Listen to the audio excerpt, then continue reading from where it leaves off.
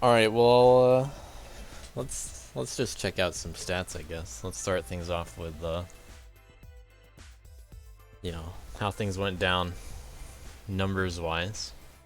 Uh, like I'll go through some actual postmortem kind of notes a little bit later. But here's how it's gonna go down. Here's how the stream's gonna go down first.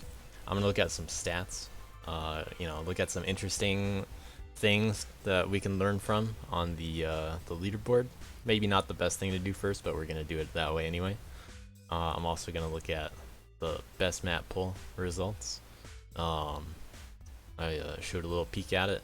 Reminder, I've linked above, and I can suddenly link again. This is the map poll. These are results from the map poll. So vote for some stuff, and then I'll just refresh it. Also, I'm gonna go over feedback that I've received and the many notes that I've taken. So even if you're doing the feedback form late, although I won't get to your feedback in this stream, I'll still read it. I'll still check it out. You can still DM me whatever you want, pretty much, in respect with the league stuff in mind. I'll answer questions. If you guys have any questions, maybe I'll do like a little Q&A after I do all the other stuff. Or you can just put them in chat and I'll answer them anyway. I'll do both. Whenever they're relevant, at least. So.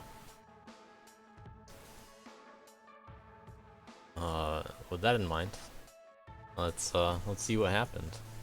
So this time, numbers wise, the teams are pretty close actually in how they turned out. Although V Ceilings was on the bottom pretty much all the time. The other teams, they were pretty consistent, but also weren't that far from each other, V Ceilings included. Z team obviously got the buff post week 2. Those balance patch changes, big Z team buff. And the Neon Enthusiasts definitely choked out the ending, even though they could have held on to it. They weren't doing as well week 3, a little bit not as big grinders that week. They certainly dropped down from scoring as well as Custodians. And then our team really won it from the late challenges. That's right, me the organizer, representing the winning team. What a coincidence. So I've done some cool stuff with the players. Tab, players data. Right now it's currently organized by team. I'm gonna not be as zoomed in. So this is the part where let's hope some of this is easy to read, but don't worry too much about it. I'll point out some interesting numbers and just make sure I'm not lagging, I guess.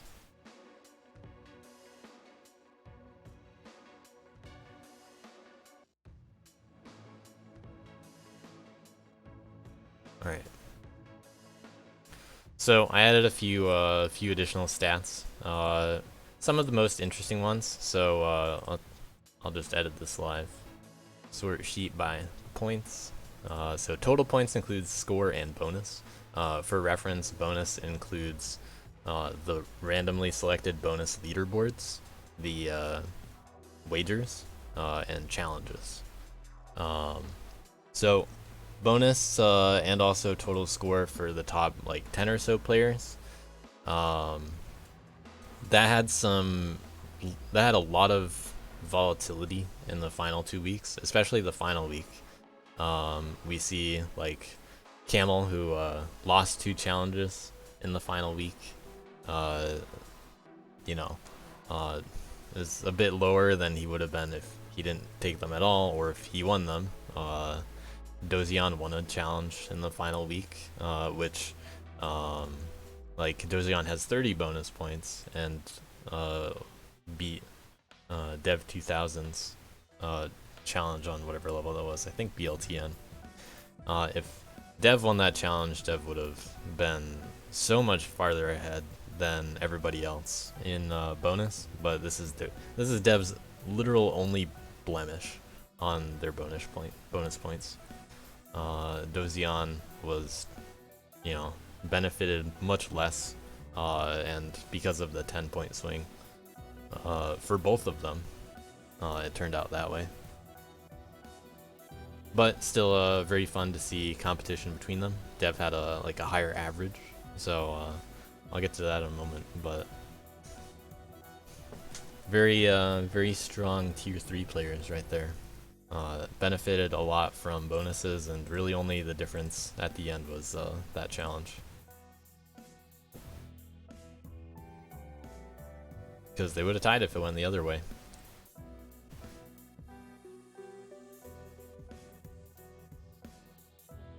Yeah. That's what I just said.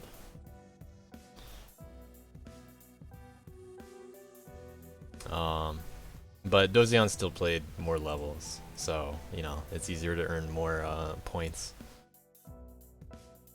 But that's why we have an average, and we have the score to remove the bonus from the total points. So when I look at like total score here, I also have this column right here is what the percent value of their total points compared to their team's total points, what, you know, share of the team's total points they make up. So obviously as it goes down, you know, it decreases because it makes up less of the team's total points. But we'll get to that, I guess. So some interesting stuff to notice from just sorting by total score. Neon enthusiasts, HGT, you know, as the outlier, the only one that didn't really do anything this league. If you take out HGT, Neon Enthusiast's lowest placing player is Heavy with 25 points. And he's 36 out of 59 people. So the worst player on Neon, if you exclude HGT, who wasn't really doing anything, got 36th out of 59 players. That should go to show how active their team was, how well distributed their point spread was. Neon Enthusiasts really, they had a strong and active team. So pretty cool to see that their team ended up that way. You know, really good for them. That's what I wanted from all the teams, but they were just, you know, they were basically on the upper end of that spectrum of, you know, this is as good of a team as it could have been. But then obviously you see like multiple people from other teams in that same kind of like, I didn't really play that much, I didn't really grind that hard, didn't play many levels. So DLC kind of has to address those kinds of players, because there are people that aren't really going to play that much, and it still needs to be enjoyable for them. And although we probably handled it a little bit better, it's always something to improve. So I have a bunch of thoughts on those kinds of topics. Some people just kind of stopped playing, and that's okay. Just always worth considering how to improve. Because how can other teams have more of an experience, more like what Neon Enthusiasts have, where even their worst players or their inactive players were still motivated by their teammates in order to participate together. And on the other hand on the other side, you have like V ceilings, and no one's really kind of encouraging each other so much on that team. Really making Temp do a lot of work.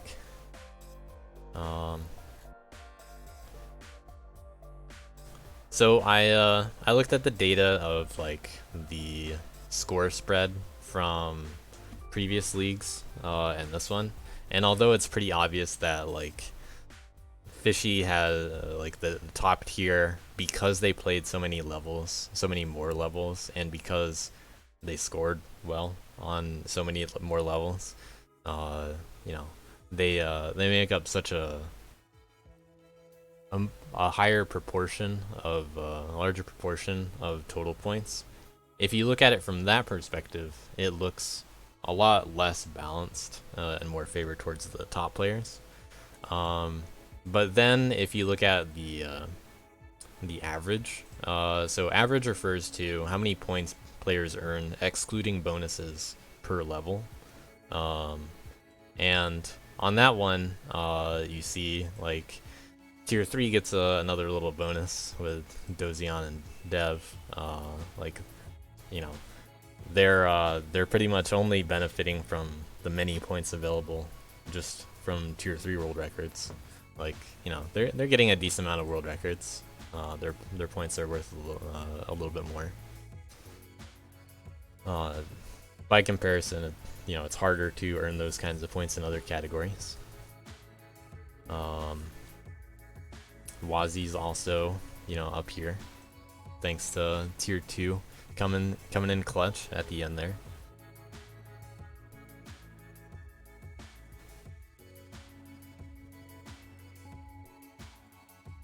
But that's just, you know, considering that some people played fewer levels, how would they have done if they played more, potentially? And if you look at this average, this is much more balanced. This is by far the most balanced any DLC has ever been for a metric in terms of like how far ahead the top is from the bottom. Like this is a much more evenly spread out kind of average, which shows how well distributed the scores ended up being this time. Just to show sorting by score, you see you could call the tier 0 players on top, the top 4 players that were separated, the first picks. So even though like Camel may say he didn't play as well, he's still fourth by quite a large margin in terms of total points. You know, excluding bonuses and all that. Wazi and Dozion doing the best in their tiers also. Wazi doing well outside of just tier 2, of course. But tier 2 with the big bonus at the end. Then you see other people that are normally kind of on top, like JVC and Alex, usually do well in leagues. Soph did pretty well. MSG sometimes has done pretty well in the past too. This one's more of an outlier, I guess, compared to doing well in like DLC 1. Miles right ahead of Nighthawk. Nighthawk kind of getting the short end of the stick in tier 1, just because you know, someone's got to be doing not as well on some leaderboards where like me and Fishy are, and Uckies and Camel and everybody else.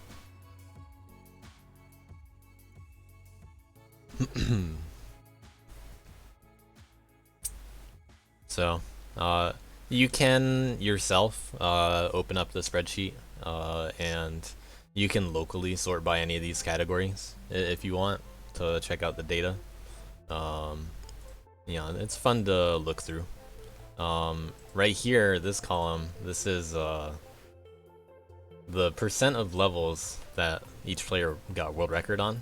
So you see Fishy, of course, got world record on 3/4 of all of his levels. No one else got over half, but pretty close were myself and Dozion. Dozion, you know, 7, not 8 out of 16. Myself, 11, not 12 out of 24. So, you know, some people did really well. They got a lot of world records compared to how many leaderboards they were on.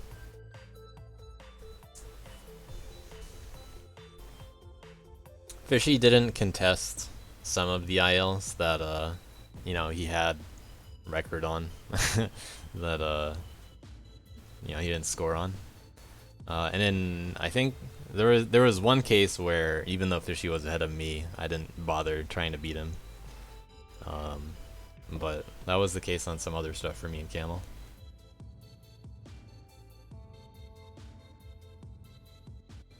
We also have so a funny thing about this, actually, from my perspective, you could argue that I was brought down because of TAS, because TAS is it was so actually evenly spread out. Everybody got first and last once, and then like I got third twice, Fish got second twice, I think Arb got second twice, and Fresh got third twice. That's how it was spread out. So like not getting the best TAS on every single time. Anytime I don't get world record on the TAS, it lowers my average. So that's pretty that's kind of funny how it works out in relation to the rest of the scoring. Strictly a nerf to myself.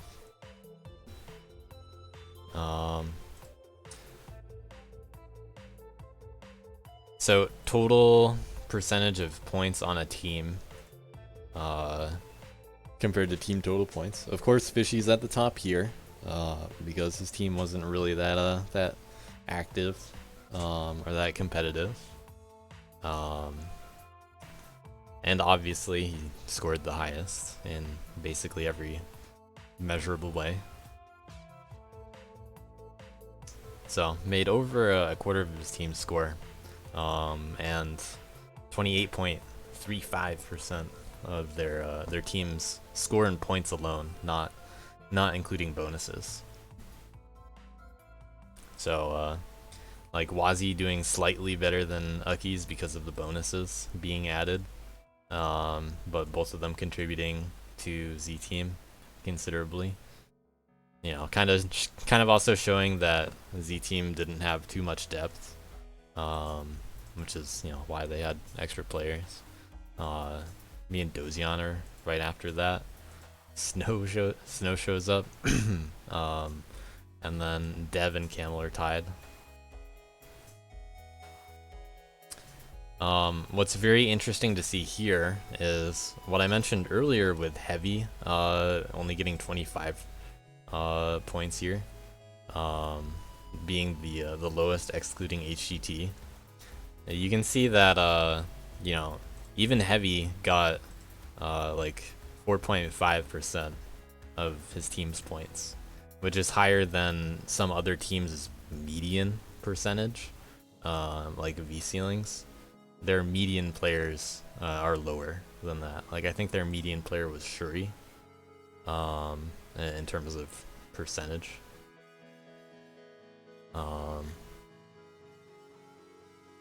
So let's just sort by team in the end, just to see how it compares. You know, still sorted by percent points on their team. So you see for most teams, like there's kind of an expected distribution of points. So like we go from 15 down to near 0, not earning many points. Anubis, of course, losing a challenge, really brought down Anubis' points, even though, like, you know, scoring 1 whole point better, kind of funny. Yeah, this is the reason why you weren't lowest, because Anubis lost a challenge. Then you have Neon Enthusiasts, and HET is the only one under 4.5%, but other teams are not doing as evenly as that. The very top-heavy B ceilings. Top-heavy, but a little bit more even. Z team.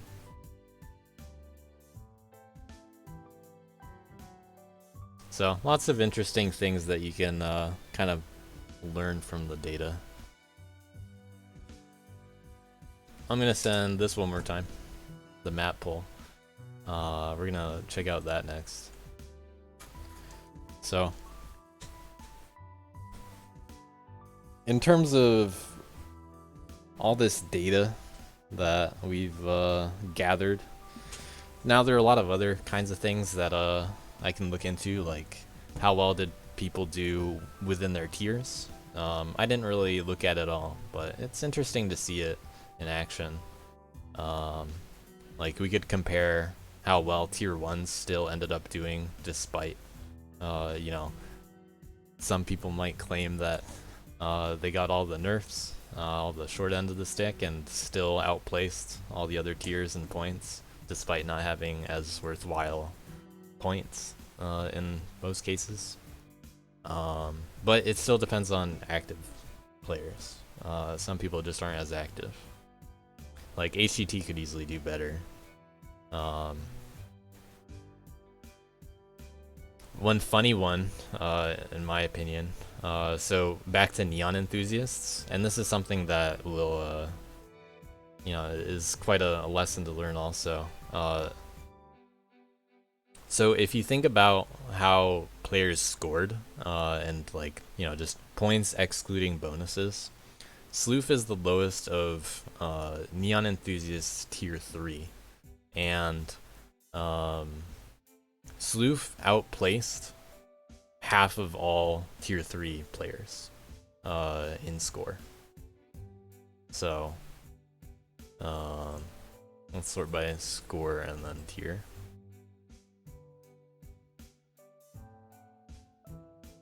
So just to put it in a perspective of how much better Neon Enthusiast tier 3 was, and why challenges didn't really work as intended, because none of the other teams could really keep up with anyone on Neon Enthusiasts.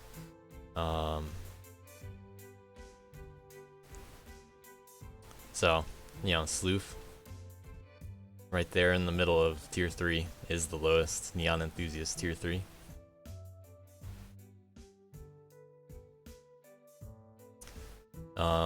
But that's just because their tiers are just so active. Adding tier 2 was, funnily enough, an intended nerf to an extent. More of a buff towards other teams. That's how it's easily viewed. But you can see that they're not even like at the bottom of tier 2. Other teams had more issues with inactive players, meaning that the other players have to pick up what's left over, pretty much. But there's an interesting spread from everybody here.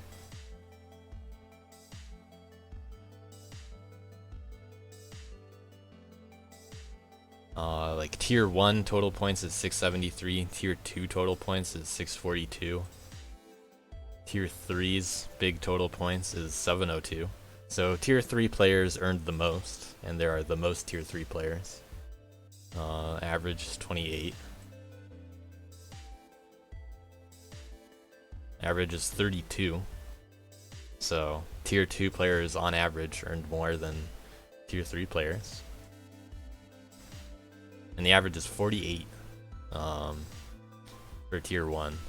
You know, obviously pretty top heavy tier 2, because like you could say the tier 0 is so much higher. And if you take those out, the average is still 32. So somehow tier 3 not even that overpowered. And if you go by the numbers, although Dozion's on top, it's very close between him and Dev, and then the rest of Neon Enthusiasts. You know, right after that, including like Antihoon ended up doing really well after being bumped down.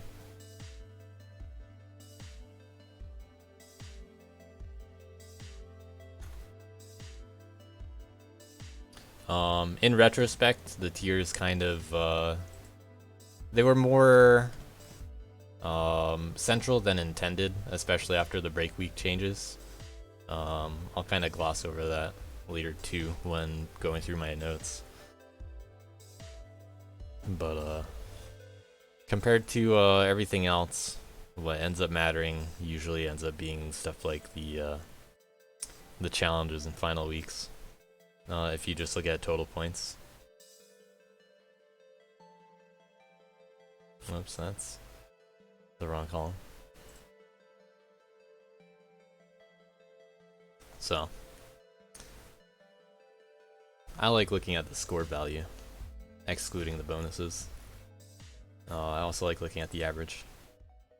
But that aside, you know, that's a bunch of numbers. Let's look at more interesting numbers. See if anyone filled this out in the last minutes. Nope. So we got a lot of variety in some of these responses. We got some C's, some neon, Z, V, ZV, ZV. So a lot of people liked just about everything kind of evenly for aesthetics. So that's good to see. I see these two ended up being tied in the end. There used to be a lead by week 2, I think. And week 4 used to not really have as many votes. I personally liked week 4 the most. But you know, good aesthetics. No dying, the perennial favorite gameplay theme. Only one person, 2 people like the clock hands. You know, possibly a little affected by the kinds of maps that we're seeing from each of these. But map makers, you know, may have had some challenges doing certain kinds of themes more than others also. No dying is just easy to use. And one thing I'm honestly thinking about for DLC 4 is instead of no dying being the week 1 theme, something that will handle possible issues and also make people make maps a certain way that seems to be more league friendly, generally speaking. I'm considering no spikes. So no spikes at all for all weeks. There can still be death zones, and I'll probably still have us start with no dying in some respects. But no spikes seems like a good solution overall. The only thing that you really have to think about as a map maker without spikes as it affects gameplay is usually stuff like dust spread. But if you're not killing players all the time, then it's less destructive to like in this case the tier 3's mental fortitude. So that's why some levels were preferred more than others in some cases. Some are just hard to play. Some boost levels are really hard to keep speed on. Some have awkward feeling boosts that, you know, we at least with the start speed script that got exposed a fair amount. And then I personally like the clock hands kind of question, to that kind of prompt to give teams. There are some angles that I think are less advantageous than others, but I think it's a really good kind of theme. You know, a good starting point. They are intended to be incredibly open-ended, like you don't really have to use them that much, but it was nice to bring back the clock hands. You know, the first time we did it, we only had 1 clock hand. Maybe the third time we do it, we'll have 3. We'll have the second hand. Wouldn't that be great? So, people's favorite maps, Sanguine Shards, the big winner. I also have, so let me check something.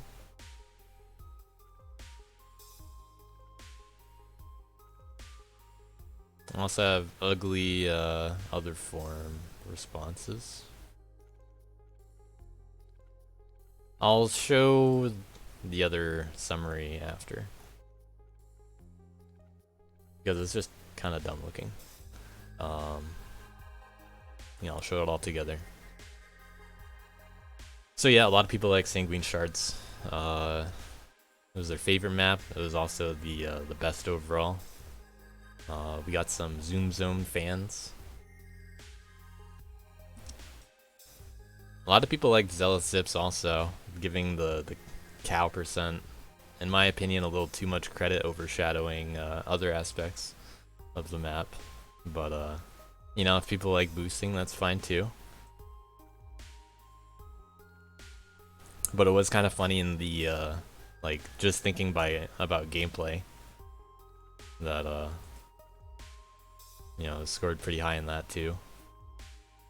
Kind of questionable, you know.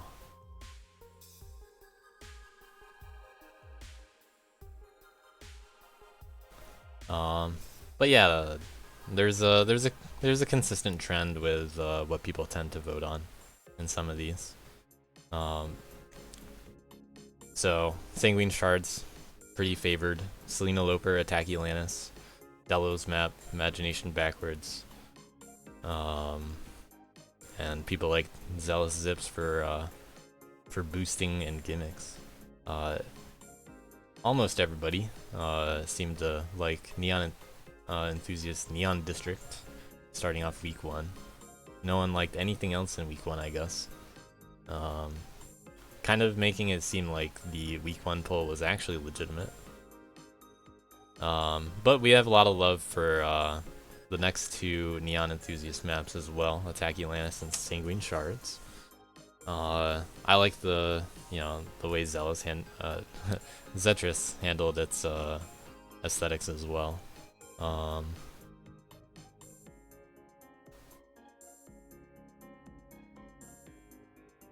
But definitely some favorites here. Best map gameplay, once again to Sanguine Shards, Selena Loper, and Delos map. A lot of people didn't get too scared off of Attack Elanus. That was a pretty good turnaround on that map. As I'm sure some of you played early Attack Elanus.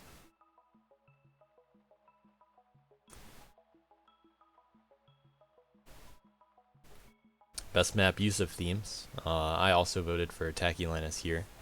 Good use of the cannon for start speed, the only team to, you know, kind of do anything that paired it up with some kind of aesthetic. The only thing that would have really made it, in my opinion, would have been a cannon boom sound at the beginning.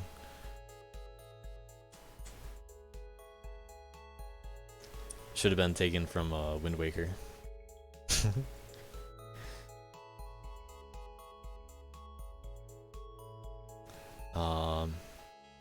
But other good uses of themes. Neon District, of course, with the aesthetic theme.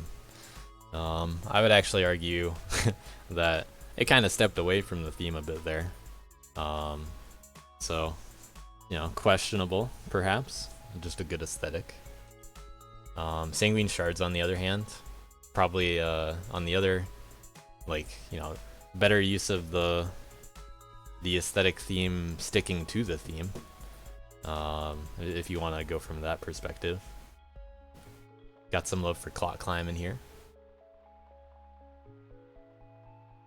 2 people like the red glow on the earth, I guess. That was my idea. That's how I contributed to the map.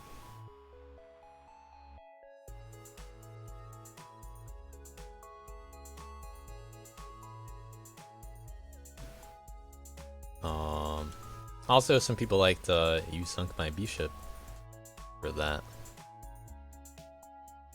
Map gimmick, predictable 69.6% right here for Zealous Zips cow percent.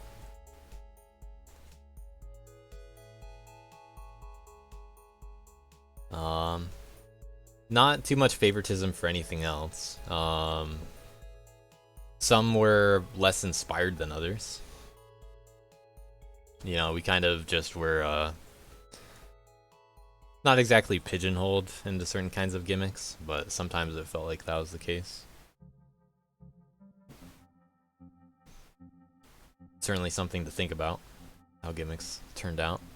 Neon Enthusiasts making the favorite map maker team award. Going to Neon Enthusiasts, you know. Even V Ceiling's got a vote.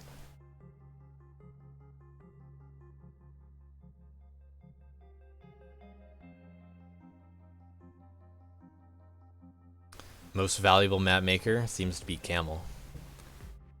We got Big D, maybe IDK, Big Diesel and Slish, Jozion, JVC. JVC definitely helped with one map. Spiraler did some good map work. Camel, you know, Neon Enthusiast fans. Duck got one. Very valuable chooser of week 1 theme aesthetic. J-Dude also did some work. People valuing their own team's map makers. Most valuable players. You know, shoutouts to people that scored well for the most part, and someone who put most of Neon Enthusiasts, but excluded players like Heavy, HGT. Yeah, most of Neon Enthusiasts. Who else did they exclude? I think they're missing one more. Definitely forgettable, am I right? Oh yeah, Callistus. That's the other one missing.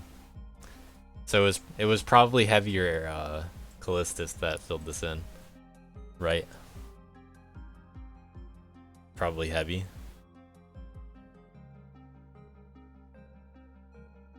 Probably Camel. He wouldn't put himself, would he? Camel definitely wouldn't put himself in this one. He was feeling kind of bad about performance this time. Me Fishy Arb, nice. And then Camel Fishy Nuckies, not me.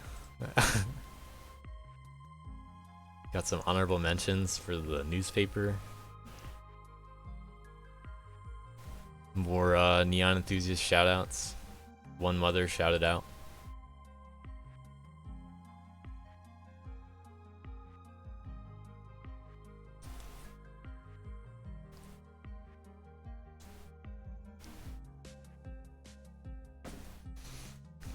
I actually didn't. I left these answers blank in mine. I didn't give anybody an honorable mention.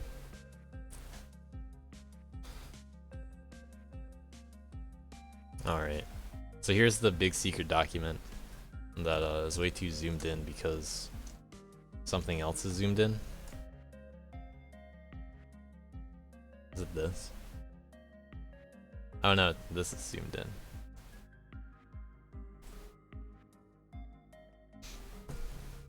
So yeah, if I click any of these, there might be some funny feedback to see. So the only thing different here is we have, you know, this is just a summary of all the numbers. We just have you know, an extra score value, which was from each of the week's voting. If I were to sort by that, then that was the sheet, not range. If I sort by that, then oh, did I click? I clicked on something else. Oh well.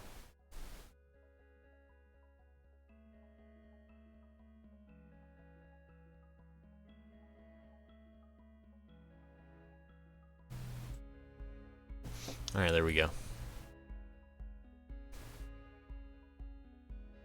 So, Sanguine Shards and Delos map tied for that. You could call the tiebreaker. That goes to Camel's Sanguine Shards, who uploaded it. Obviously helped by his teammates.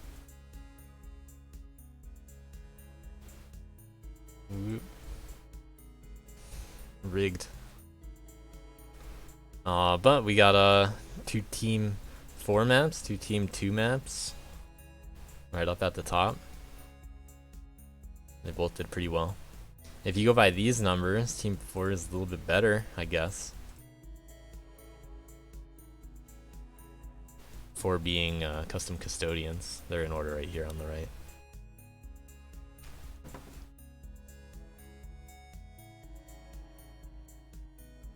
But yeah, Everything was in the 2s and 3s this time. No 4s, no outstanding maps, I guess. You know, some stuff on the bottom not making it quite into the 3s, unfortunately. But you gotta have your easy targets, I guess. Zealous Zips carried by the gimmick.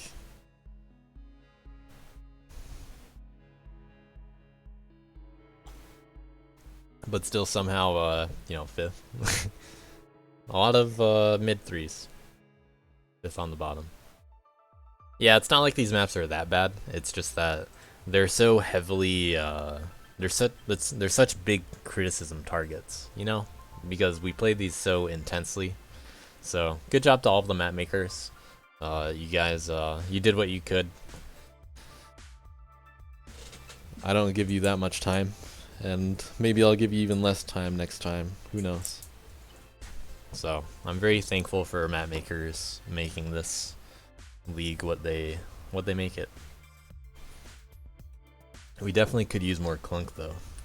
Clunky vibe and did get some love from the gimmick. You know, kind of fell into place with all the other gimmicks, but that's how it goes.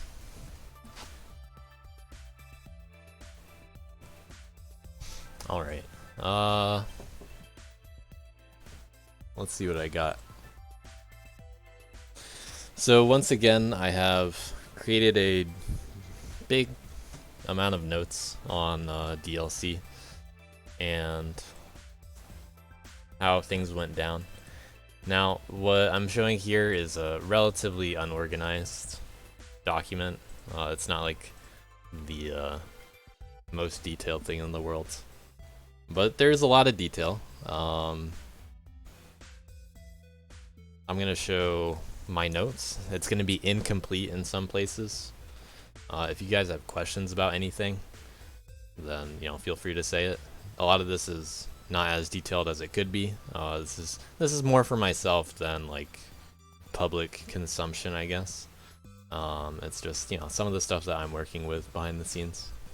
I like to do a postmortem whenever I do a lot of bigger things. I used to do this for Smash tournaments too, and a bunch of other stuff. But I got a lot of thoughts on how things work and how it goes down, so might as well actually write it down. I was never a big note taker in school, but ever since then I have done a lot of it. So when I think about DLC, I'm always taking these into account at the top here. This is exactly the same text that I put at the top of the DLC 2 postmortem. And I find these very important. In fact, this top one right here, teams making maps, is the idea that without that I wouldn't have done DLC. And I'm hard pressed to change that, honestly, because like, sure, it could just be a, like, we're kind of getting into that topic way earlier than I expected, but sure, we could do it like every other event other than map jams, and maps are made in advance, and then you're expecting like a certain level of polish, and like, we're actually not going to have enough maps or map makers that are willing to volunteer to make maps for an event in advance anyway, so we're just gonna, you know, that's gonna have issues. You know, CMR maps don't really happen in advance, if you know what I mean.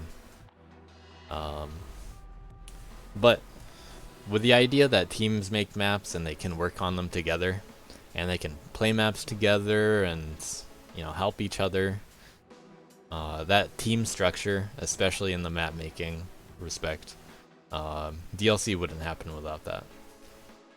And we don't have any kinds of events that encourage this kind of competition in the community. Like CMR used to be the only kind of event, and that's a race where you do the first playthrough of a map, first try to SS the map, and it's usually over with very quickly, and you know, it's not like the most fair or, you know, elaborate kind of thing. It's just a fun little race to do. But other communities have competitive kinds of events, and this is what we can do in our community, I guess. And I do want to include all the people that might not be as good or as, you know, able to commit time. I want them to still feel included, like they're part of a team. Very important to the DLC experience. Some teams this time were able to get like a really cool experience because of the big teams. But like V Ceilings being the inactive, quiet team, unfortunately all the quiet players just kind of got picked together. Didn't really think about that too hard. But in retrospect, that's worth considering. I don't really know how most of them feel because they're not really that talkative. I don't think as many of them filled out the feedback form. But I encourage anyone to you know, fill out the feedback form. I won't be able to shape this document for the stream, but you know, just fill it out because you can. Thanks to the people that did.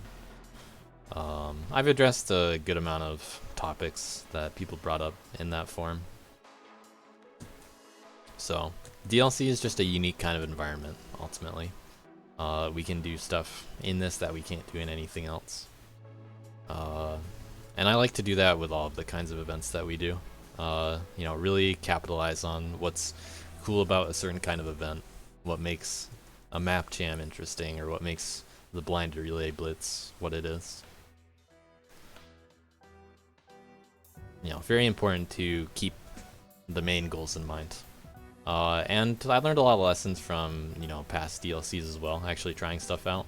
So coming into current DLC 3, coming from DLC 2, last time we had many 4-player teams and we had the character leaderboards. That went pretty well overall. And you could sign up with your friends, but some people didn't have friends. Unfortunate. But you know, it is what it is. Sometimes you're new to the community, or you don't really know who you're gonna sign up with, or you know, you don't have a full team, or other circumstances. You don't care who you're with, whatever might be the case. Maybe you had 5 people, but you only could put 4 on a team. But because it's like less balanced last time, we really leaned into how unbalanced it actually was by a chaotic scoring system. And that was fun. You know, people enjoyed it. It's the first time preventing replays. We were able to improve on a lot of this kind of stuff. Not everything, but I tried to address how DLC 2 went. And I actually came up with the idea for DLC 3 during DLC 2. I didn't know how it would go exactly, but I knew from the beginning that I wanted 4 large teams and that there was going to be a kind of role selection process. I also knew what I wanted to do with team selection, because, well, I wanted to do some kind of mix between the DLC 1 draft and signing up with friends. You know, group some people together that want to be together. Keep it a little bit balanced if possible. Split up certain people to keep it balanced, like the top tier. That really only mattered more at the top.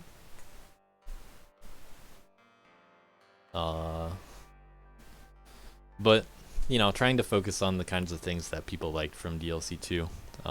Some people liked using challenges in DLC 2 for gimmicks. Challenges worked very differently in DLC 2 for the unaware. They were very large bets that you could treat in a very open-ended manner. And the meta that ended up happening with that is there were 2 kinds of things that happened. One, we actually saw a cool RTA race between some teams for some weeks. So that was really cool to have. Another was people would use them for like low direction, a low jump on all of the levels. And the thing with how people ended up using those challenges in what I just described is they're entirely separate from the character leaderboards, which only added on to the amount of responsibility, the amount of playtime that people have to do.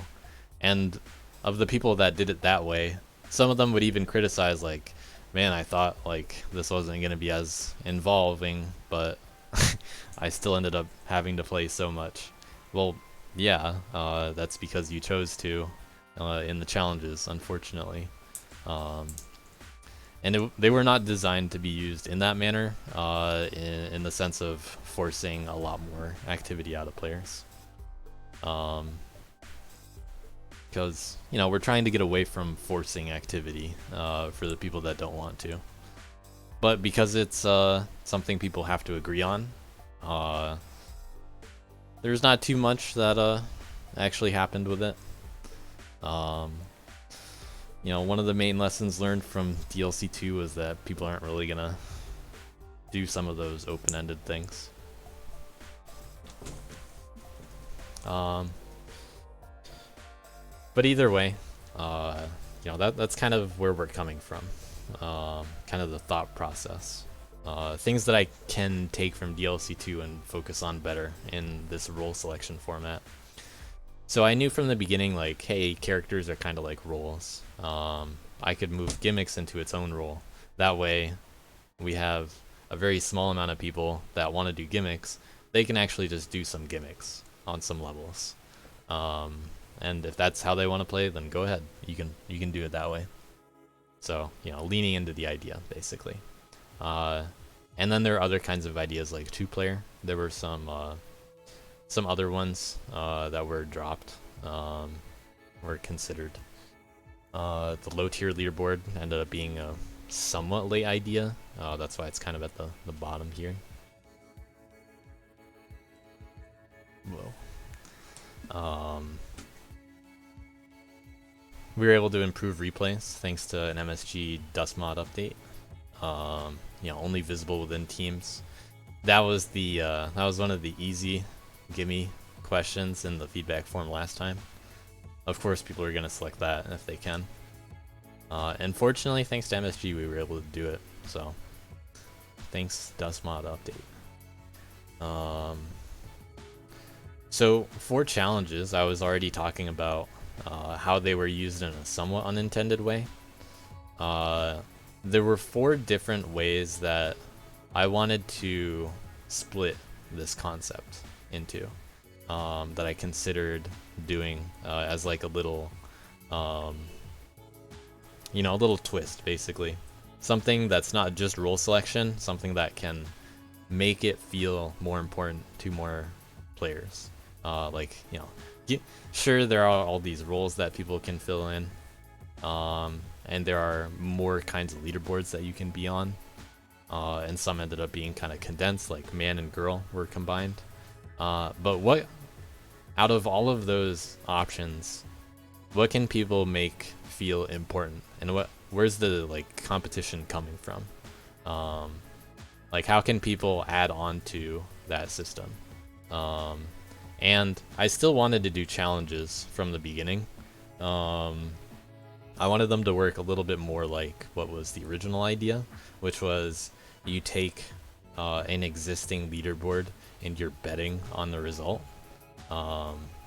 And we obviously ended up doing that for the last 2 weeks, where, well, you know, you had the plus or minus 5 points challenges. Those actually, you know, they obviously didn't get used at the beginning, but that was one of the ideas that I was considering at the beginning. There's a bounty system that I really wanted to do that got cut, as you can tell, where I wanted to have a 3v1 kind of thing. I'll talk about why that got cut a little bit later, but a 3v1 kind of challenge could have been really cool. I have a cool idea for how that could work in the future too, that I really want to do for DLC 4. The random bonuses got used. They added this, kind of random variety, what became important each week. Similarly, I had the primary leaderboards. So let me just add that there.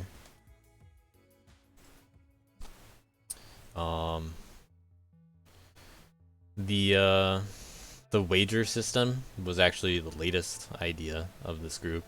They were basically this adjustment to challenges at first, where let's adjust the payout. Let's make it more individual based rather than like team based. Like let's say the team got a certain number of challenges. That's what I was thinking about at first.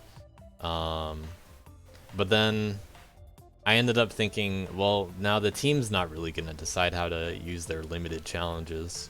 So why not just make it open to everybody?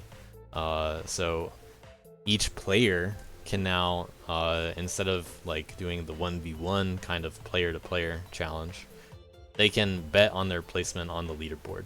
And the wager idea went through multiple possible ideas itself. Like it could have worked a different way. It could have been based on other people a little bit differently. But what I ended up going with would be, if you're in the top half, you get +3. I do think that was the best solution at the beginning, considering what was expected at the time. Now, if I were to change it, I would adjust it a little bit in a few ways, but I do definitely think that if you assume that teams are a little bit more fair, it's actually one of the best kinds of ways to handle the idea. But I mean, I'm not going to do it the same way in the future anyway, so it's interesting to think about. It's just we'll get there. How it went, I'll kind of touch on it briefly. Trying to not go too long, I guess, but I like to talk about stuff.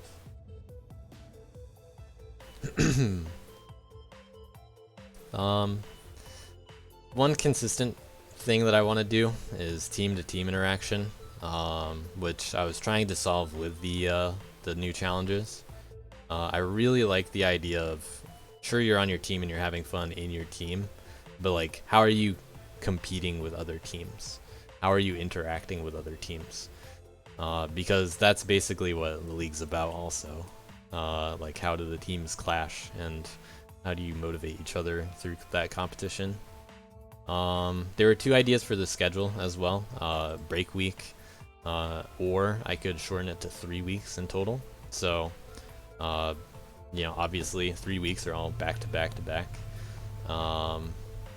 I could have also changed practice week. I was thinking about removing practice week.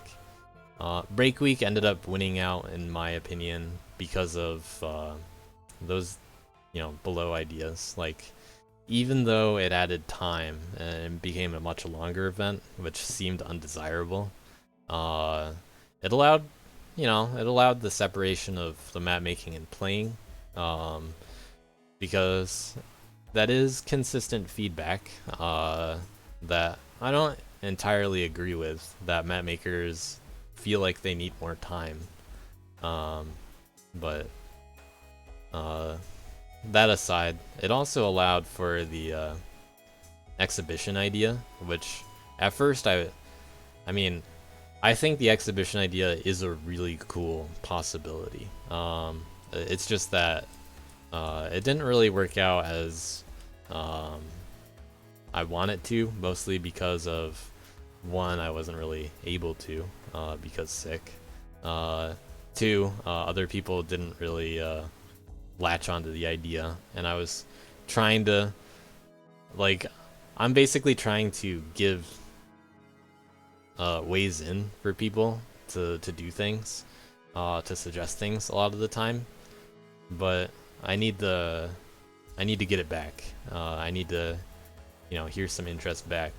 And unfortunately, that's kind of that's a catch-22 in there with Like, I want to do some cool stuff, but people don't know what they want to do, or they don't know what they can do. And also, they're not really going to say anything anyway, because that's just the way it is. But as a break week, it's, you know, it's still good. And then one of the final goals was to, or how one of the final goals of making bad and inactive players fit in more. Well, it's just a tough topic to handle. Like, you know, always intended that I want to include them better. And I had a few ideas for it. Originally it was going to be point scaling for the players that played less. And that would have been pretty tough to balance. And ended up including the low tier leaderboard. But we'll talk about these issues, how it actually works out. You know, I kind of touched on them already with these are the goals, but there are always issues with how it comes to be. It was hard to interest people, and because of that, it's also pretty hard to guess at how many people are gonna be in, how many people will actually participate. And because I relied on the numbers so much for the roles, that made it hard to demonstrate what it would look like to some players that were a little confused. So that aspect of its design didn't do me any favors. But it's very common that people don't want to play in a league because there's a perceived time commitment and they're concerned that they're not good enough. And that goes for all levels of gameplay, by the way. Even players that you would think are, like, you know, really solid at the game might think that, you know, they're secretly not that good. Or not even secretly in some cases. They'll outright just say, like, I'm a bad player when they have top 10s. Clearly, you're not a bad player. Like, have some perspective.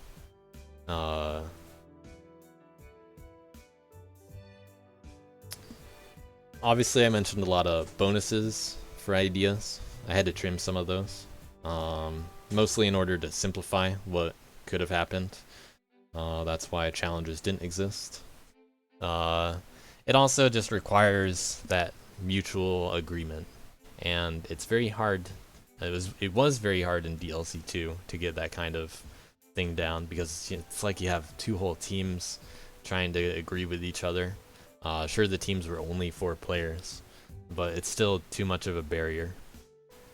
People don't want to take risks though, so that's a common thing. That's a very common theme. But that's why I didn't do it. So yeah, things you can tell HGT, basically. People like that.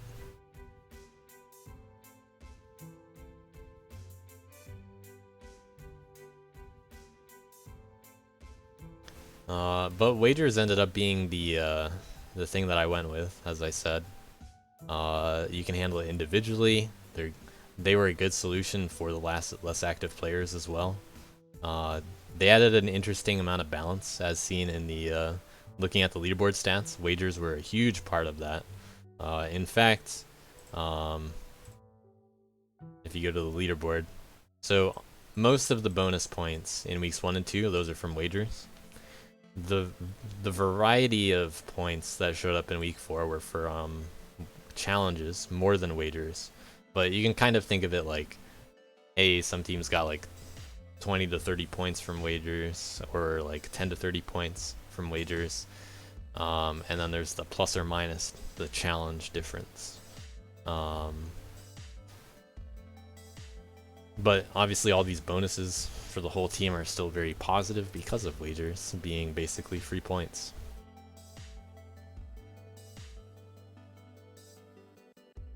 And then I ended up skewing them in terms of very high reward to very low risk.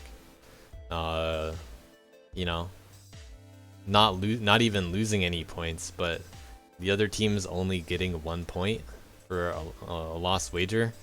Look at that. It didn't matter. It didn't matter. You know, it all added up and it didn't matter as expected. But partially that's because, well, you know, only like maybe 8 points here on this one category come from lost wagers. But it's, you know, that chance of losing and there being a downside to losing, that's a big deal. That got basically every team except for Neon Enthusiasts to put in as many wagers. Which I'm always getting ahead of myself. I dropped the bounty roll because there were no simple ideas that could easily handle a 3v1 scenario. But what I had worked out. It was solid. It was just wagers. You know, good in theory, is what it looks like. I also dropped the scoring multiplier that I brought up. I was thinking that inactive players would, they could have a multiplier to their team points. So obviously there's the individual points, and we see an individual point amount here. But let's imagine there's a team point value. So just to put an example, you know,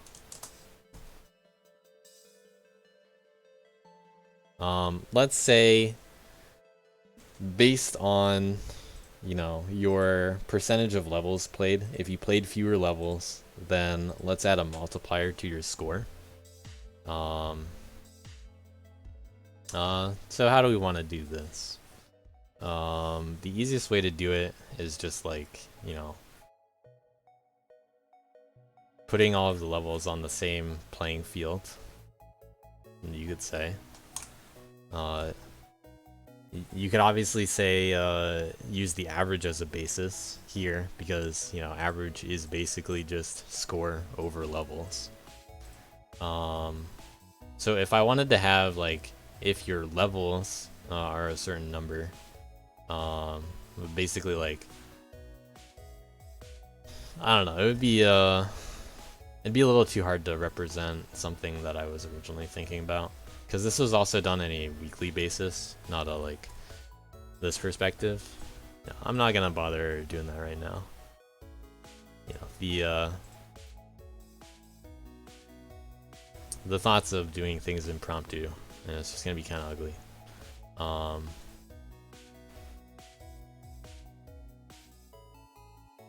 But either way, that average shows how things were actually balanced, considering how,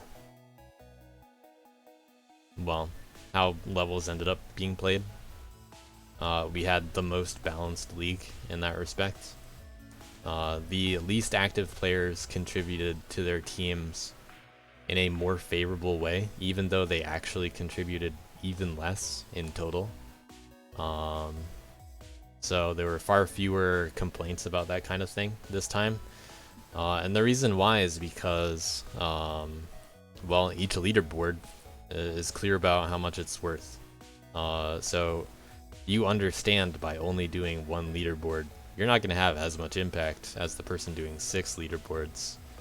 But that's only if, like, they're able to do it. So fewer issues in that respect.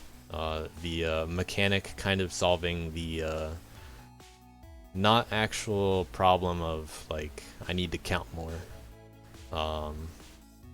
So when people say things like, when they give certain kinds of feedback, they're kind of talking about, like, little band-aids on the solution, and we need to think about big picture for, you know, mechanic design, when it comes to, you know, like, game design. We're designing systems here, but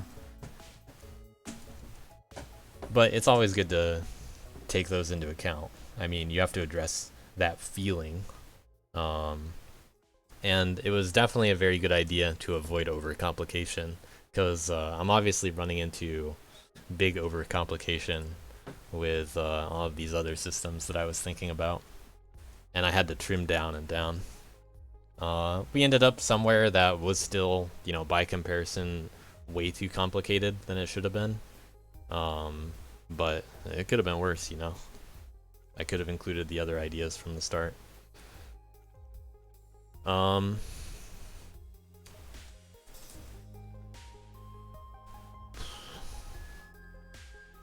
Another idea was limiting wagers to only people with, like, let's say 3 or fewer leaderboards. Then they can do wagers to make their leaderboards worth a little bit more.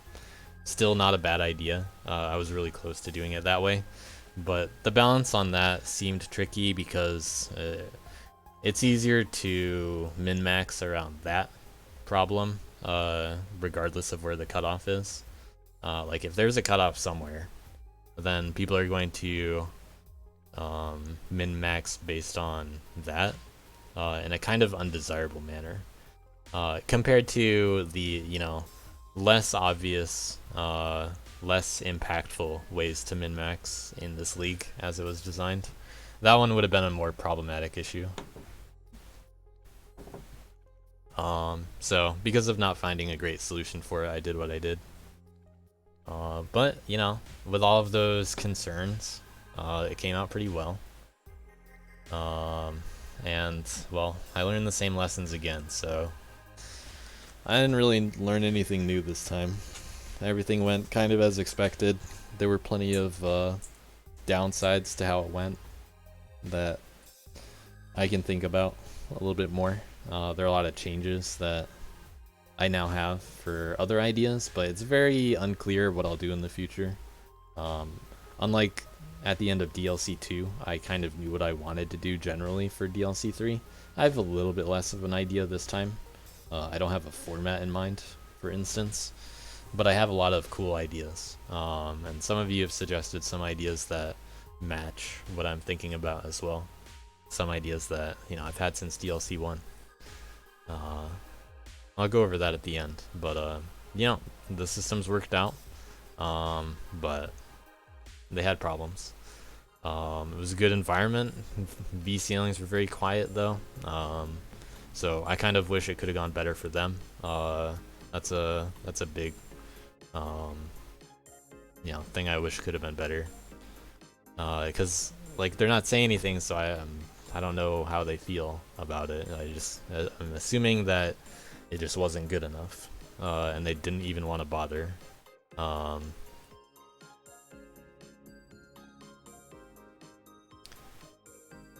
So, we did our best to handle balance this time. I talked a lot with the captains about it before the actual draft and during the draft. And we ended up with very balanced teams, especially on paper. But something that didn't address very easily was how active they were in each team, as expected. You know, we just weren't really thinking about stuff like how quiet V ceilings was going to be, when being like, oh yeah, these people are actually not really gonna do much together. Obviously, that was a very big decision for someone like Avenged, who very specifically tried to group up people based on how well they could pair together, and we obviously saw that from him having the top seeded team as well, and they were able to like they had the most depth and were able to make the most of all of the systems. Other teams were much more even in that respect, but on paper we didn't really know that some people would respond better to it than others. And then there were other issues too, like invert dropped, you know, frame 1, you know, right after the draft. So instant possible issues with teams there. Z team never really made it up until break week. So had to change some stuff around. Some teams just you know, every team had their players that were inactive. making it a little harder on everyone else. But I mean, the same stuff happened as last time. People don't read announcements. That's to be expected. So I made it very redundant, certain information.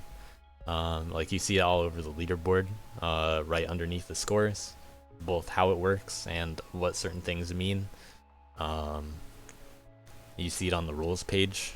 I make redundant announcements every now and then, like a reminder to do some challenges, just in the hopes that some people read them.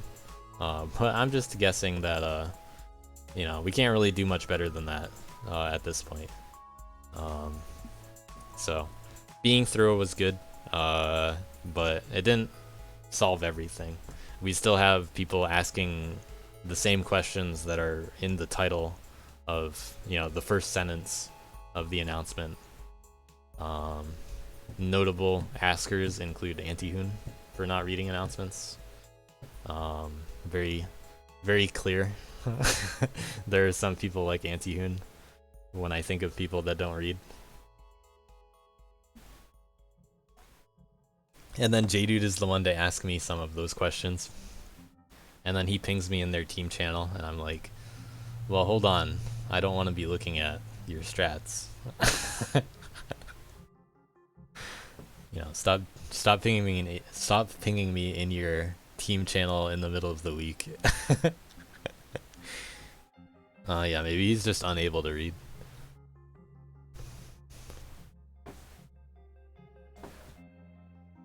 But whenever I get pinged in a team channel, I'm just like, alright, well, time to avert my eyes from basically everything in here as a player. And just kind of try to quickly parse out where the ping is and see if there's any information around it that is important. And then if I most of the time, if I'm not able to figure it out quickly, I would just instantly leave the channel and just be like, this isn't important. I did that like half the time. I would just get pinged and I'm like, this is dumb, and then leave. But when you DM me, it's obviously a lot easier because I don't have to worry about it.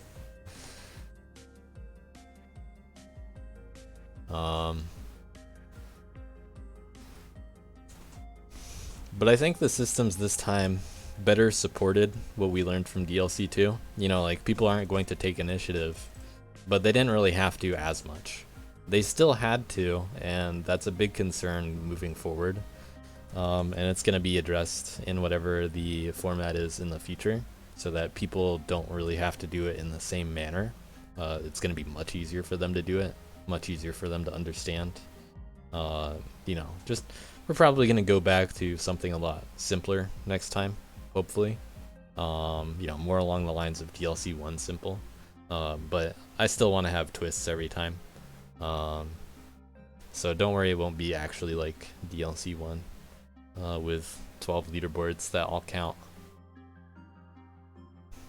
per player every week. No downtime, by the way.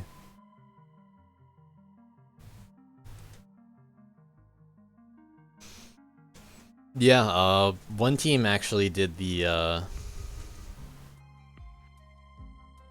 I think, yeah, Z team had a strat dump thread. That worked well for them, right? But that wasn't, that wasn't even used the entire time, obviously. I think that was just, I never opened it, but I think that was, just for, like, ARB videos and stuff like that. ARB posting his replays. That didn't have, like, masked times on Dustkid. I did that for fun with my team. I would usually make the replay and then just, like, whiff the heavy at the end. Or I would make streamables. I did it kind of half and half. But I mean, people just hate taking risks, even if there's a downside at all, they're not gonna do it. So wagers were a little bit of a failure in that respect. You know, that's just how it goes.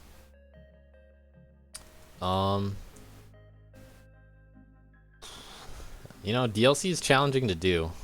It's tough to come up with a system that suits everybody. Players that play, players that don't play.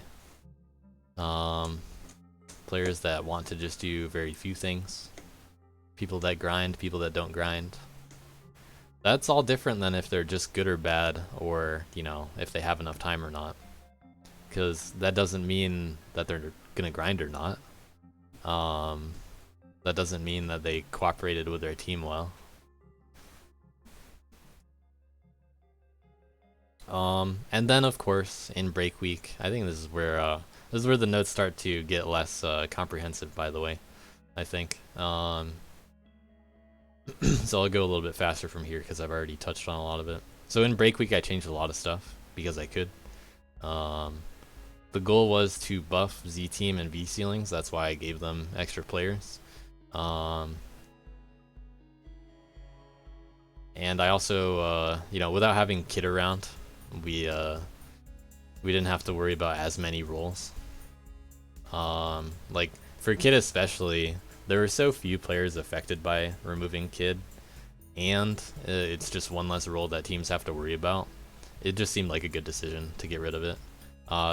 Actually, the intention in removing Kid was Dello and I were joking about it would be really funny if we bring back Kid as one of the gimmick leaderboards.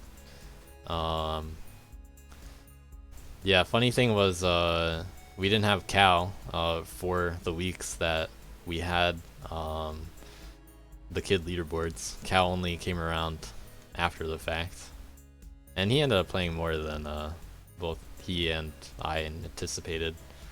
So, you know, good or bad. Also for V ceilings, they would put Fishy and Nighthawk on Kid. So Kid not even being worth as many points. It was more of a Fishy nerf to have Kid be available. That way Fishy played Kid and earned less points. So that's kind of funny too.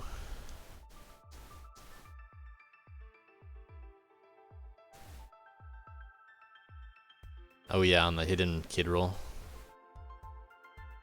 The hidden row.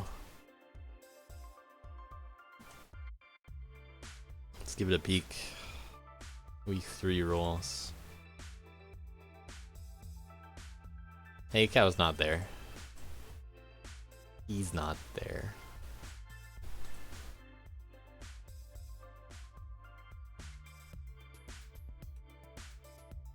But yeah, removing Kid definitely worth doing, it turns out.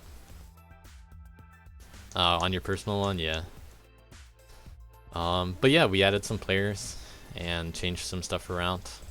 The idea was to bring some competition down, because I couldn't actually move everybody. So it would be very easy to be like, alright, let's balance these tiers again.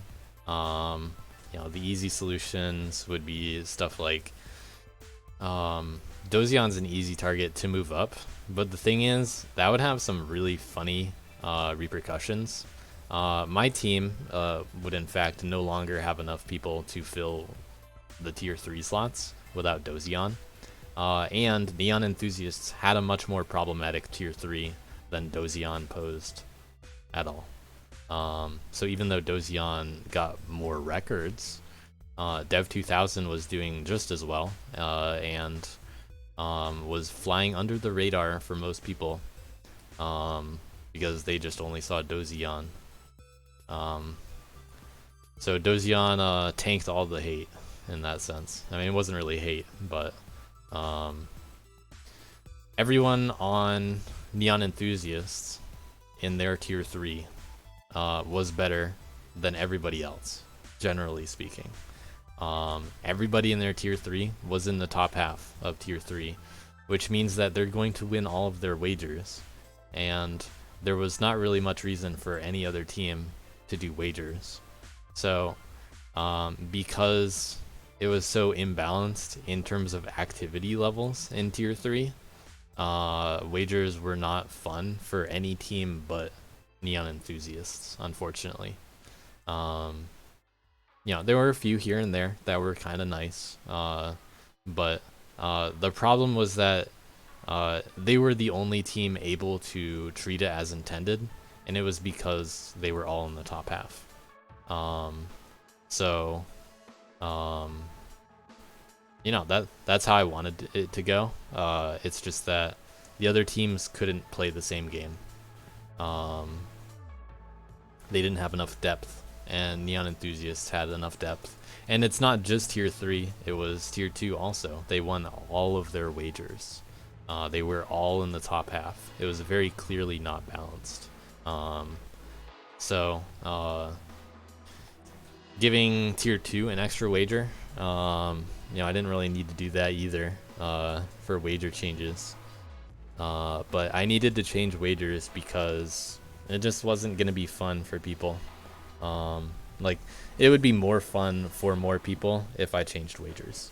So, you know, Neon Enthusiasts were able to have fun playing the game that I wanted them to play, and that was great. But none of the other teams were able to experience that, unfortunately. And they were just turned off because they were too afraid to lose, and they expected to lose. Like, that one whole point of losing was just too big of a deal. The only balance change that I really needed to do, considering how wagers were designed, if teams were more balanced in activity, and were as like encouraging of each other as Neon Enthusiasts, the only change I need to do was removing the doubling up on one level.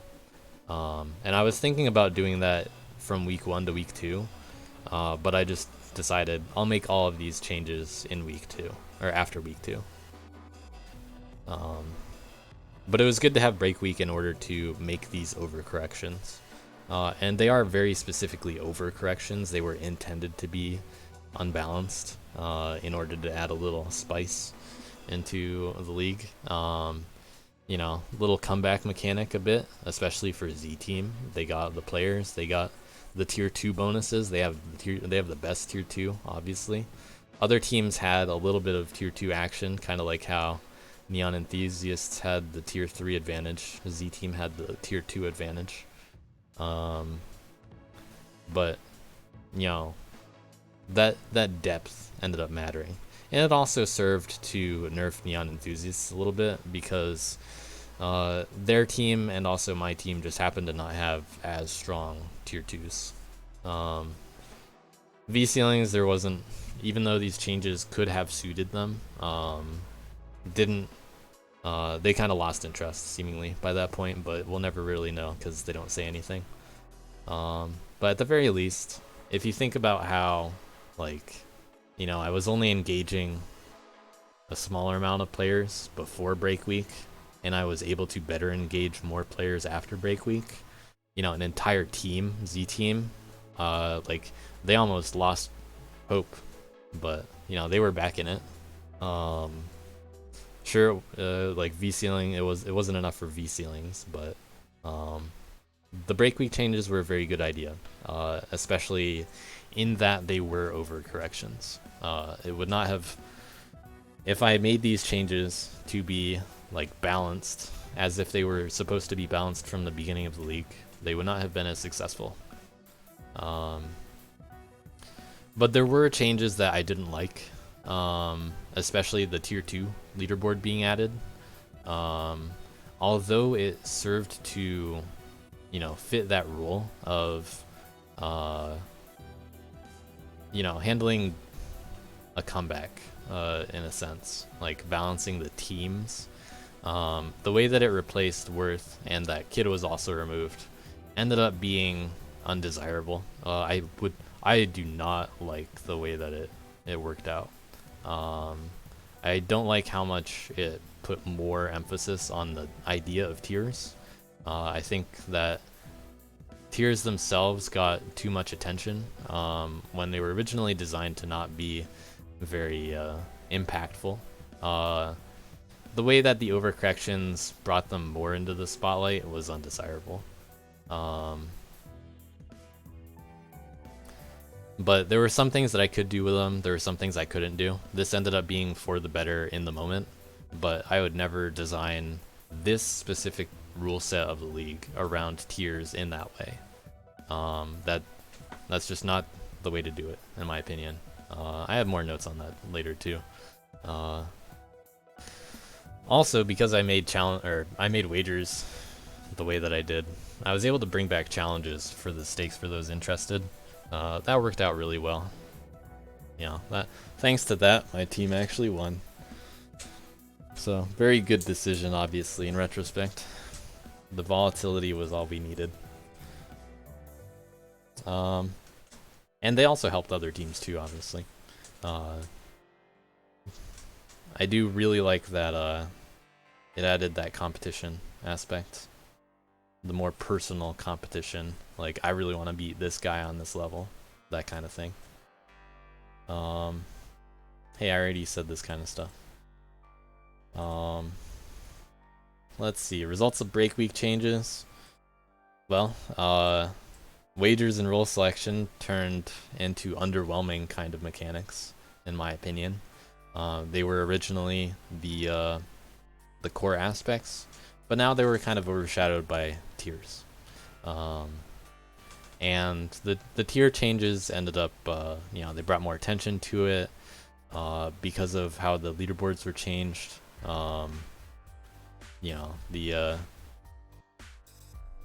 We just saw more attention to it.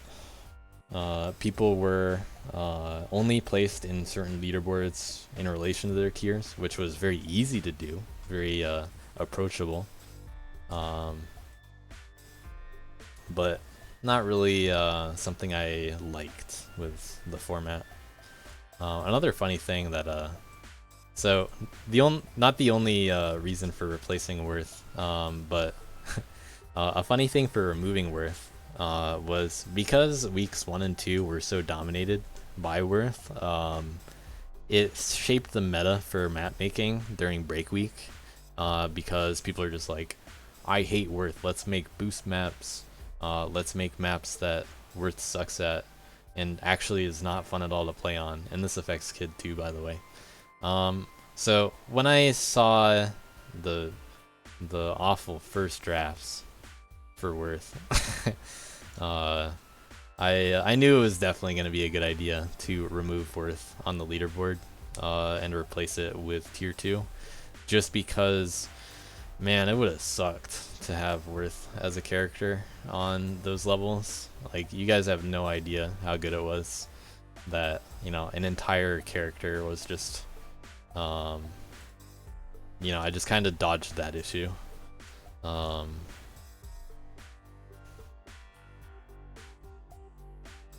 But intentional or not, they were not good for Worth or Kid, generally speaking. So, better for me to not have to worry about it. But on the other hand, even though after break week, switching the man-girl leaderboard to a character leaderboard, that was a good idea. That would have been better from the beginning with this kind of thing in mind, but only considering that it works with the tier environment. So like from the beginning of break week changes, basically, not the beginning of the league as a whole. Unfortunately, it was only a week 4 thing, but it got the tier 1 players to play different characters than everybody else. Sometimes. Everybody else is still kind of shaped by what the top runs are, as we saw in BLTN SS, which was very clearly a Worth level. But no one bothered to play Worth except for my team, and only because I kept telling them to play Worth.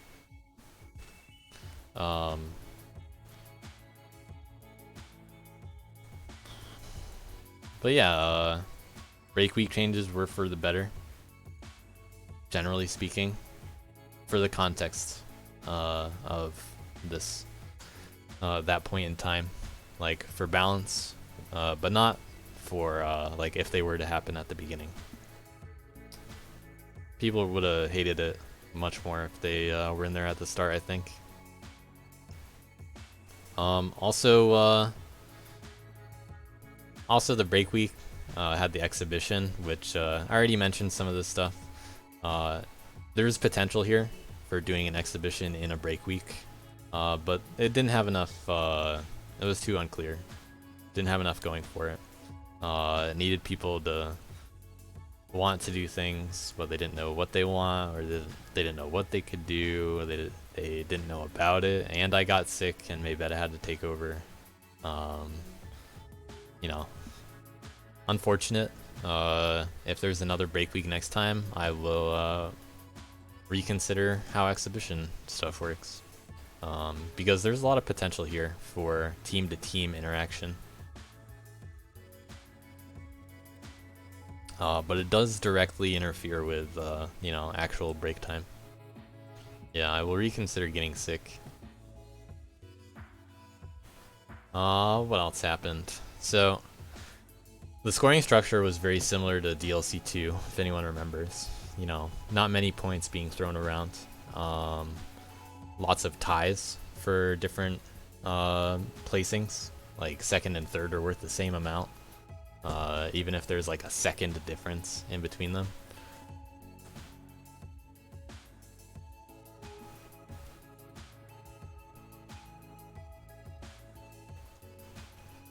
Wagers were intended to be very powerful, but I mean, it just needed a little bit different of a team spread to really be used as intended, and challenges were able to, you know, fill that void of high risk, high reward.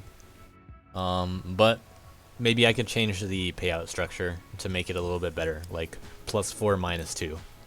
That, you know, only losing 2 points, that's a little bit more appealing to players who don't want to take as much of a risk, but still want that sweet bonus. You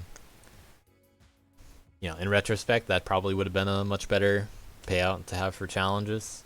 Wouldn't have actually affected anything score-wise in the final standings, but maybe there would have been more challenges, which would have been beneficial in my opinion. Would have been for the better. I could have also changed challenge payout amount, like from the beginning, to scale it up each week. That's kind of neat that we did in DLC 2.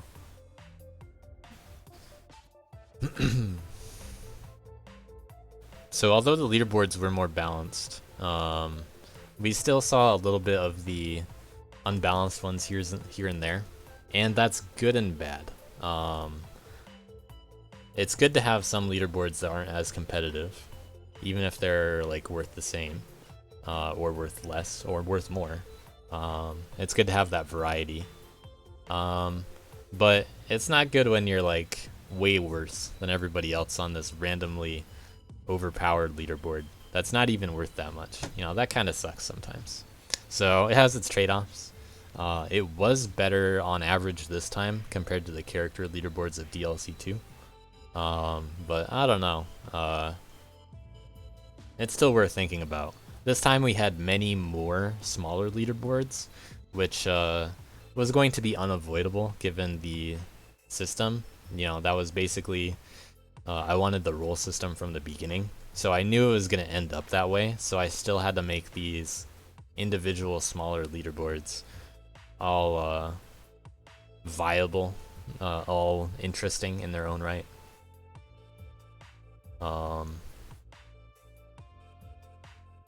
And it worked out.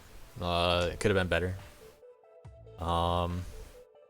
The big meta, as people have known since DLC 1, is sniping on the last day, the final hour, in fact. Because you know what? You only score at the end of the leaderboard, at the deadline. So why wouldn't you just do it at the end, if you can? And I don't really like how that works out.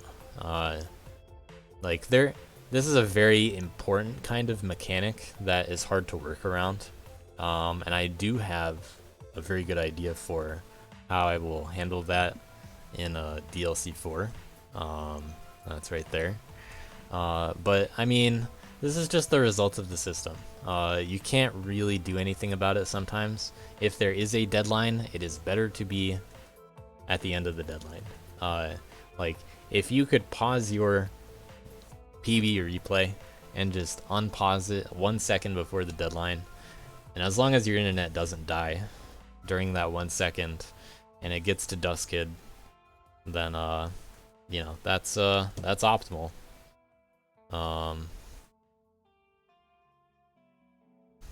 But there are a lot of ways to work around this. I do want to try unhiding replays at a certain time as well.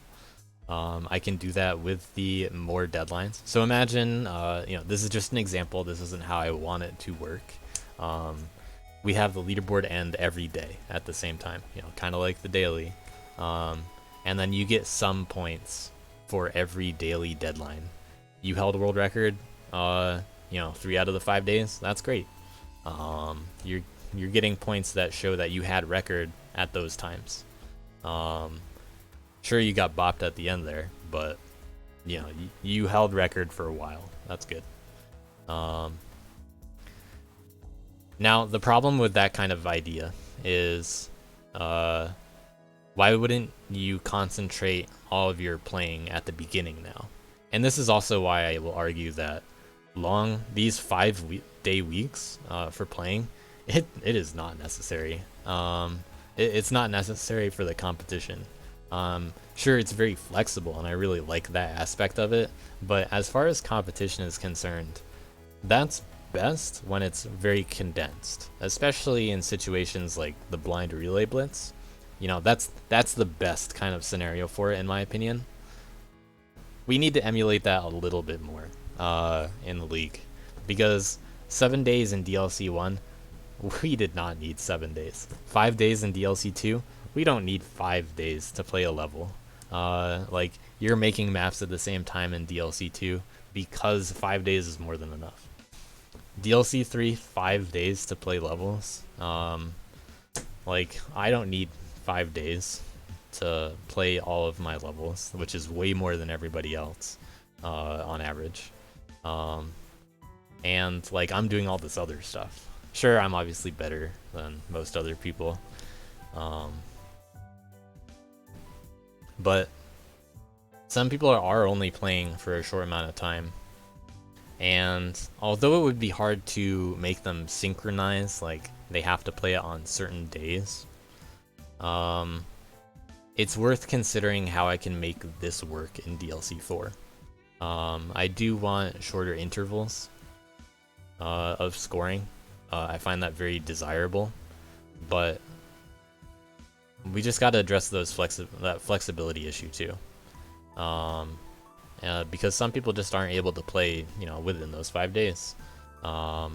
So it's going to be hard to address, but it will probably shape how DLC 4 works quite a bit. And I have some ideas for all that I'll probably go over. But if it's, you know, if you have 5 even intervals, you know, 5 days, all that competition is going to be front loaded now, because like, who's to say that on the 3rd day you're really going to beat someone that you couldn't be on the 2nd day or the 4th day? Like, yeah, that fifth day might be a little bit better. It might be worth a little bit more because it's the final one, so it'll be front loaded and, you know, active at the end again. But what's going on in the middle there? Not really anything. There might be a few leaderboard changes, but we're still gonna end up with stagnant periods of time on all leaderboards. Is that bad? Not necessarily, but multiple intervals seems like a good solution that will address the sniping problem, because I knew ever since DLC 1 that like, if I'm gonna play in the league again, like, you know, I'm not gonna let people just copy my route as easily, or I'll let them you know, see what I have planned. If leaderboards could be entirely hidden, which they currently can't be entirely hidden or inaccessible, then it would be a different story. Basically, we are able to, with scripts, prevent the leaderboard from showing up at the end. And the way to do that is once you're done the level, just force reload the level or something. You know, sure that's ugly, but you know, you saw your time. All right, good job. You can't see where you are in the leaderboard though. And you won't get an actual end screen SS. And we can hide. We can hide the leaderboards on Dustkit. That's what I was gonna say.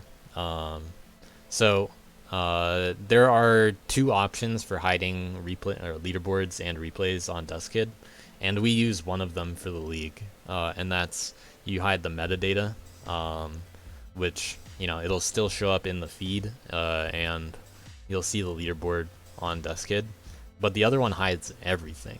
Like, you don't even see when people finish the level on the Dustkit feed. And that would be great, but you don't know how well you're placing. Hey, you don't even know if your run even correctly submitted to the leaderboard.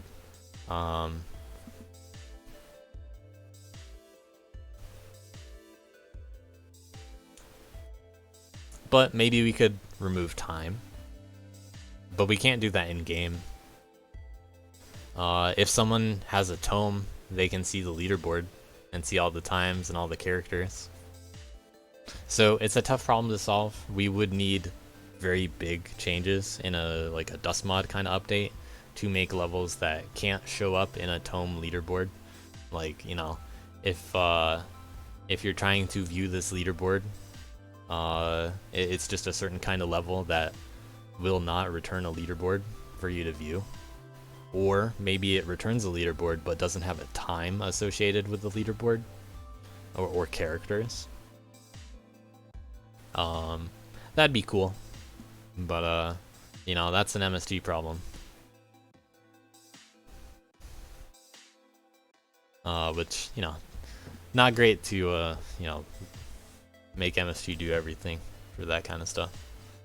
So yeah, we could also be on hidden levels entirely.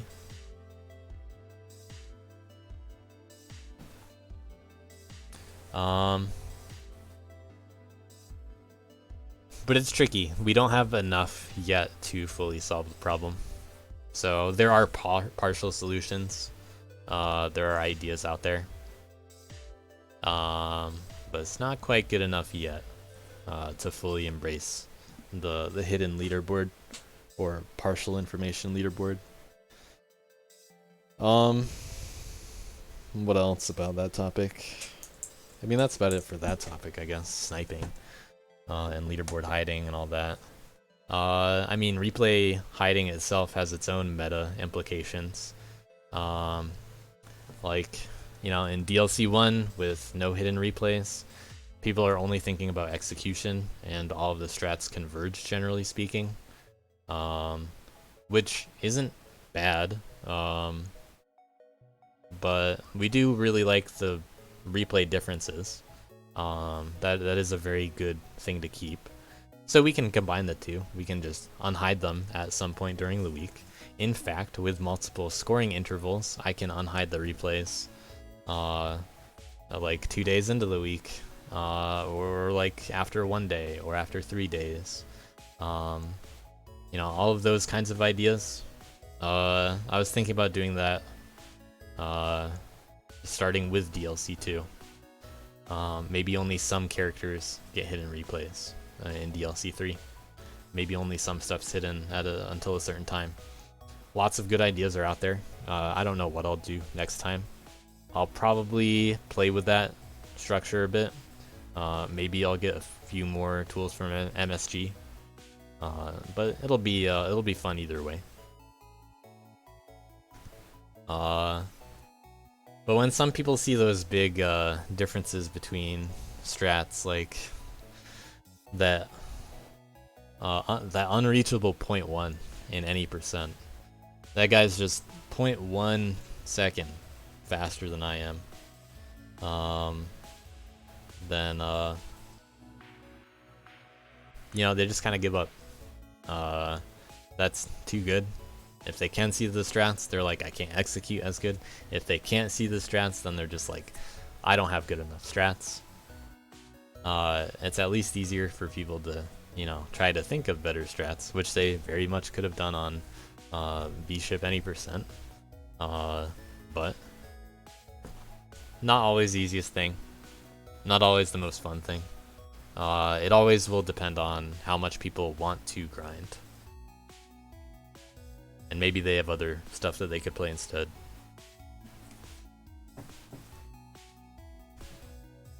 It tied your route? Nice. I was talking with Camel about that route, the corner wall jump, compared to other stuff. And I was like, this really isn't that much faster compared to other stuff that I was trying. Like doing a light and a heavy, for example. And a lot more wall jumps. But that other stuff was too hard, and I just went for the easier, more consistent thing. And then I got a really good run.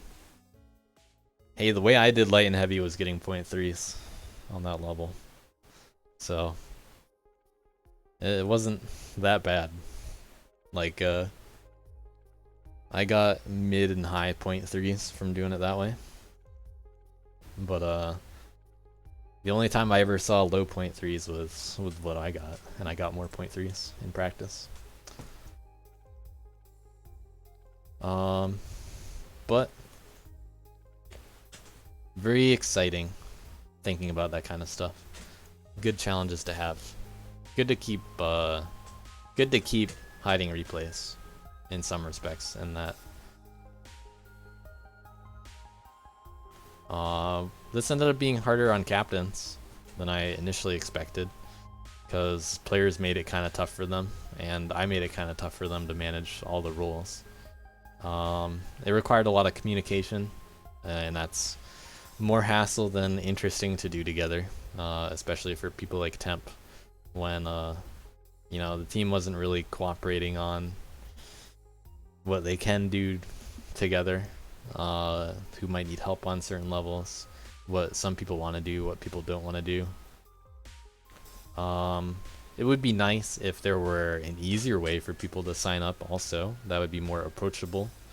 You know, like if I had a page that people could just click on the levels that they want to do, that'd be really easy. But I didn't want to build something like that when I could just have the captains just write in the name. Because that adds a lot more overhead for something that doesn't see very much actual use. You know, one-time usage right there.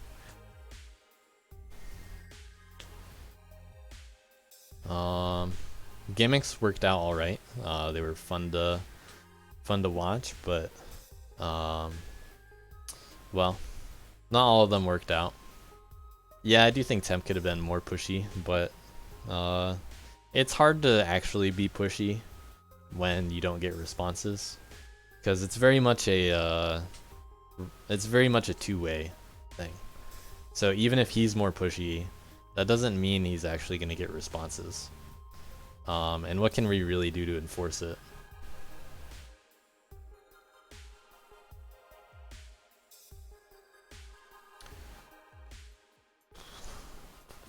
Because we can't just be like, alright, your punishment is not playing.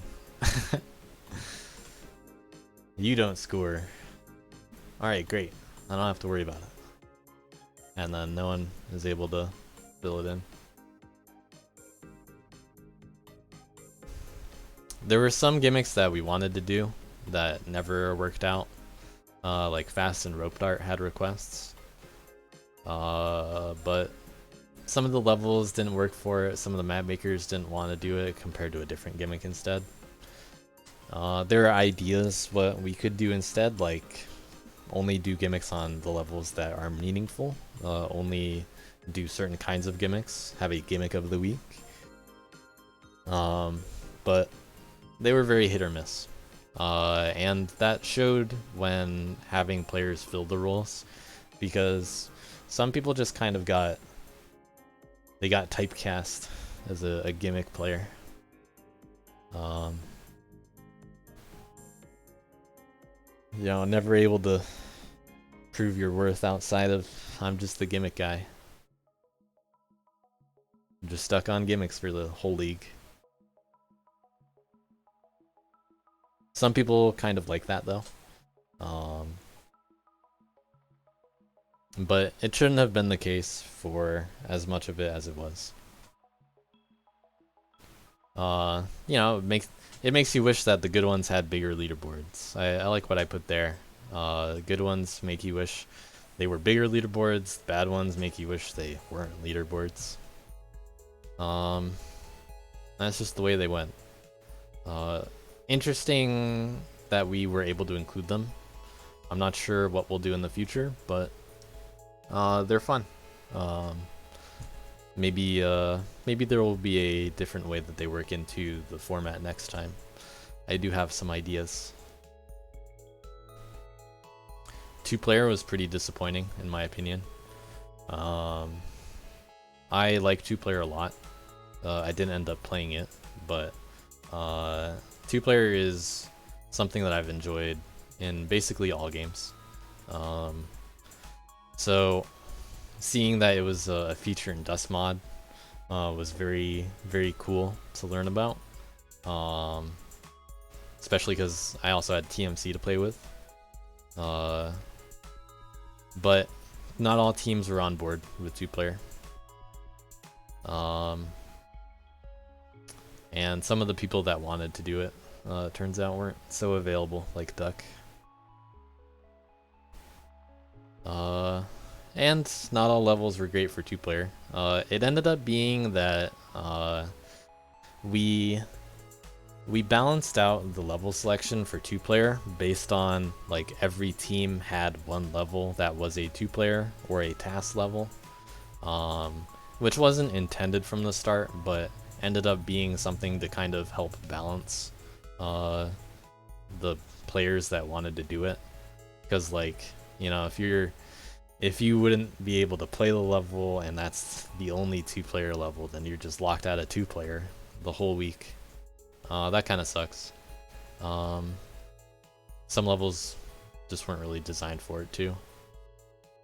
So I was a little torn at like, do I keep making the 2-player levels be on certain kinds of levels? The ones that might be better suited for it, more fun. Like Sanguine Shards, it could have been a good 2-player level potentially. Selena Loper also was alright for 2-player. Week 3 Attack Atlantis could have been good for 2-player. That would have been potentially interesting to split up. Obviously you have the any percent differences. I'm sure the camera wouldn't have cooperated though. The camera on that level is a little questionable at times. But that could have been a good 2-player level, definitely. Like I was kind of stuck with either Kaite or Zetrus 2 Wetrix for 2-player there. If I were to dodge the other 2 levels, that would have seemed better fits for 2-player. So I kind of that, you know, attempt at balance wasn't really for the better in my opinion.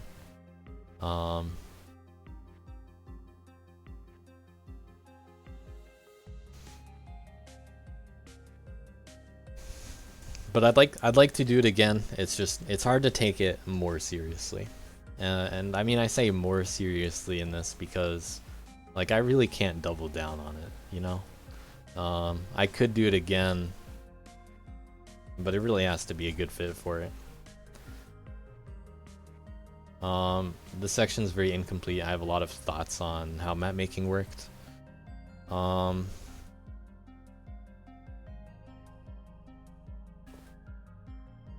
Especially stuff to do with playtesting. I'll go over that in more detail right after this, because there's not too much remaining. But the break week allowed for more time for map making that was separate from actual playing.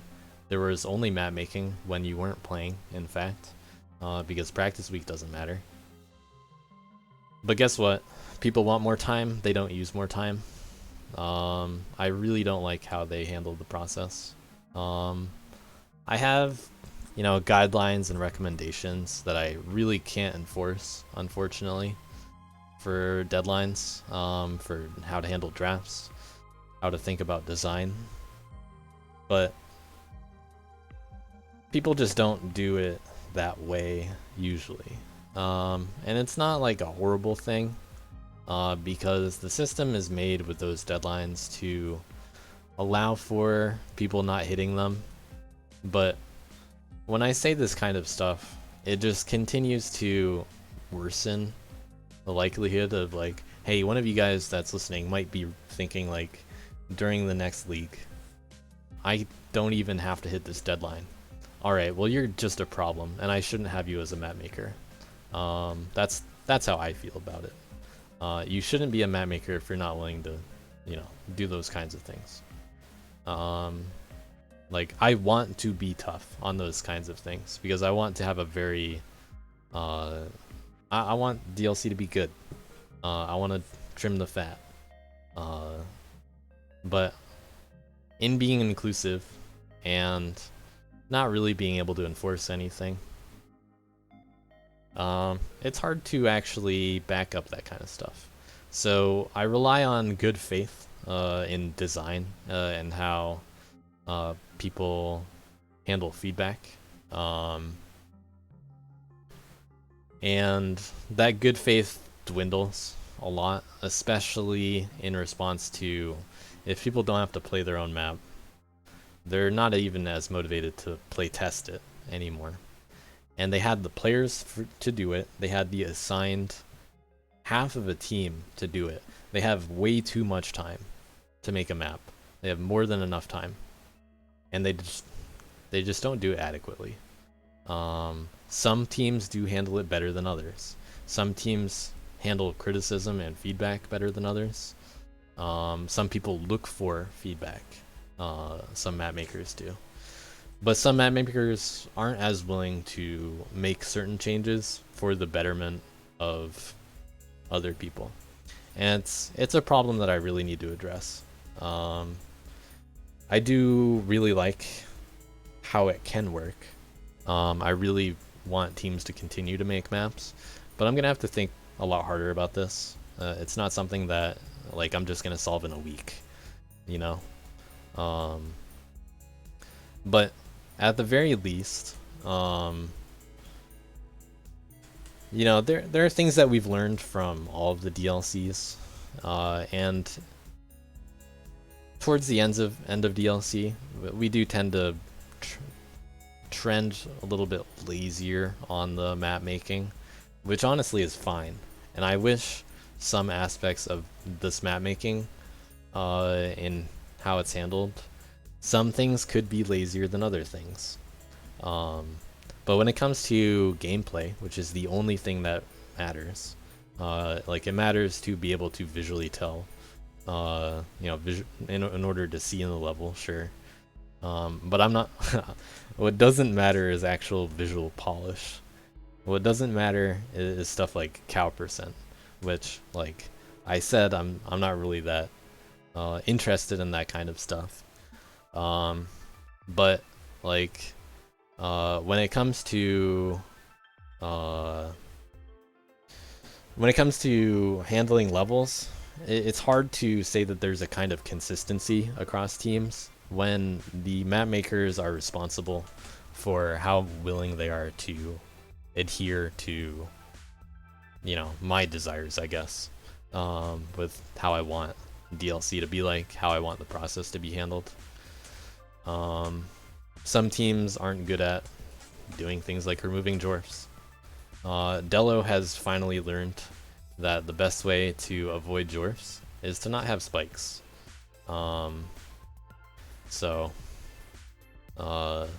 you know, it's there are trade-offs basically everywhere.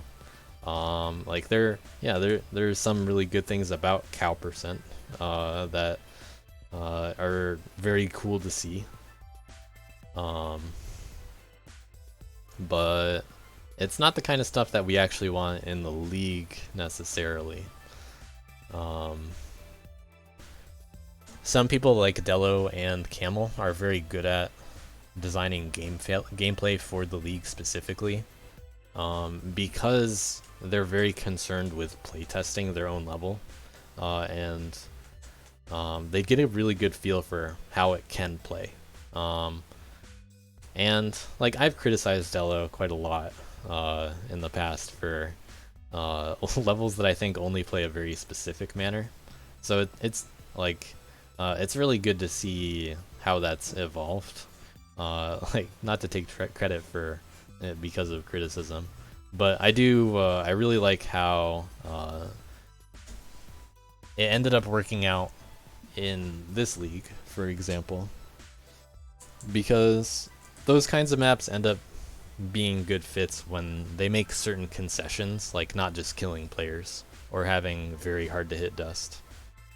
And that's the kind of stuff that you see, say on the other end of the spectrum, of people, say, adjusting their levels a lot. So, like, I'm gonna call out some stuff. Zoom Zone, I gave some feedback to Zoom Zone, for instance, relating to how much dust is in the level, and there's just so much dust in certain spots, and I gave teams a much harder time for this in DLC 2 because Kid had to play the levels, and Kid still had to play the levels here a little bit. You know, there's a Kid leaderboard half the time, but man, some levels just suck for Kid, because some people just don't bother, you know, thinking about like, well, you know, there's a lot of dust here, you gotta attack it. I guess it's gonna suck for Kid. And they think about it that way. They don't think like, hey, if I remove dust, it makes it better for not just Kid, but it makes it more playable for all the other characters too. It opens up options with, like, they might do the attack this way, or they might do the attack that way. They might even go touch it if they're not as good of a player, and like less confident in their maneuvering with the attacks and stuff like that. You know, it might just be easier to go up to the ceiling and touch it yourself and then fall. So oftentimes I'll suggest less dust to everybody when it comes to like big things that you could attack, especially those alcoves in Zoom Zone, which also had they were also forced to be attacked from certain directions because of how raycasting dust works. But some stuff like that, some map makers aren't willing to make those changes, and that can be okay. It's not like a horrible thing. People still like to Zoom Zone.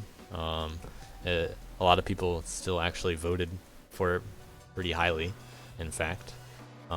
Like Zoom Zone is not like at the bottom or anything. It's still got some favorite map votes. It's still got plenty of best overall votes. But I would call it a more divisive kind of map in that sense, because it just requires very specific things. You could also say the same thing about Zell Zips in the sense that it's basically just execution in most parts. There are drifts, there's a lot of dashing.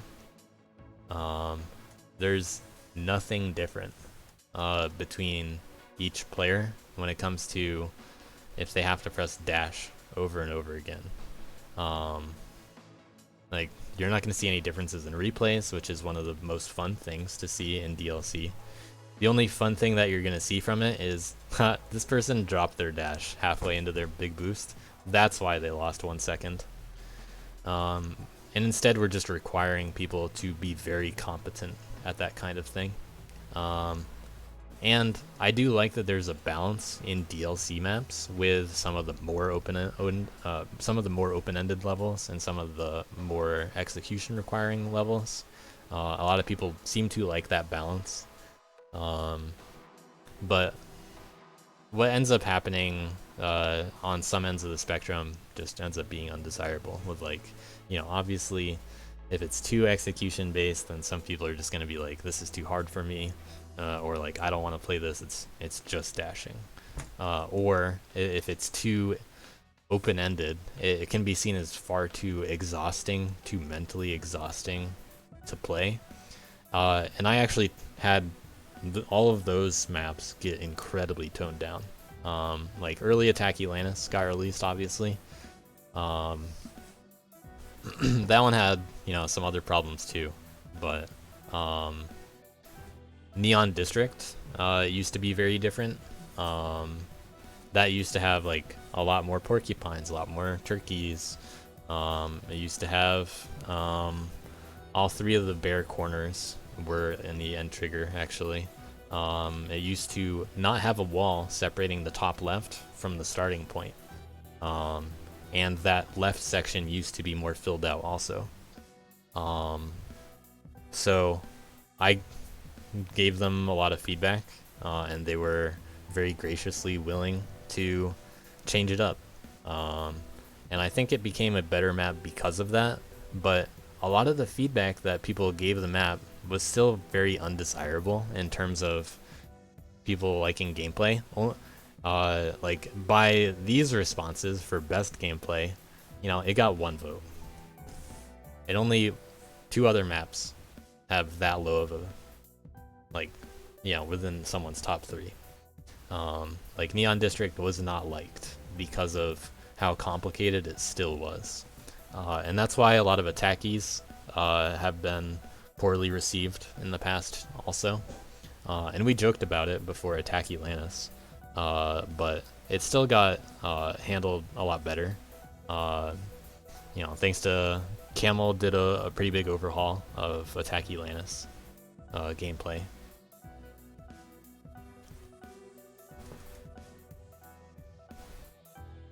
So, map making is something that we can improve a lot on. We have to think about it a lot more. It had its issues. Some things were because of the system, some things were because of the teams.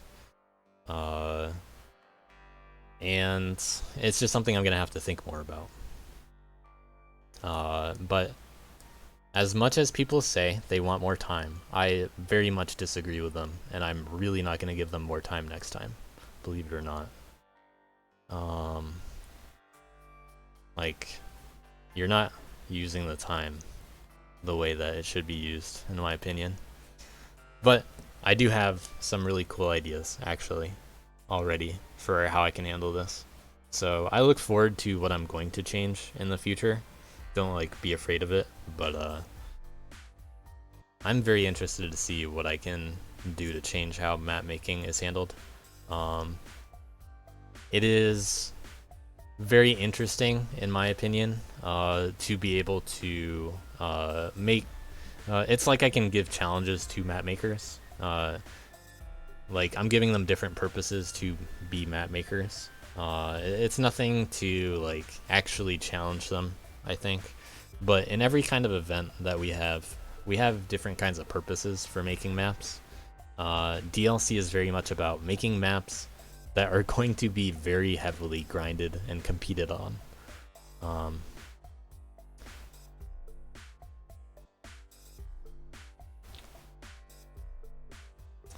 So, make the maps for the structure of the event, basically. Make a map for a very specific purpose has always been something that is something that we shape events around.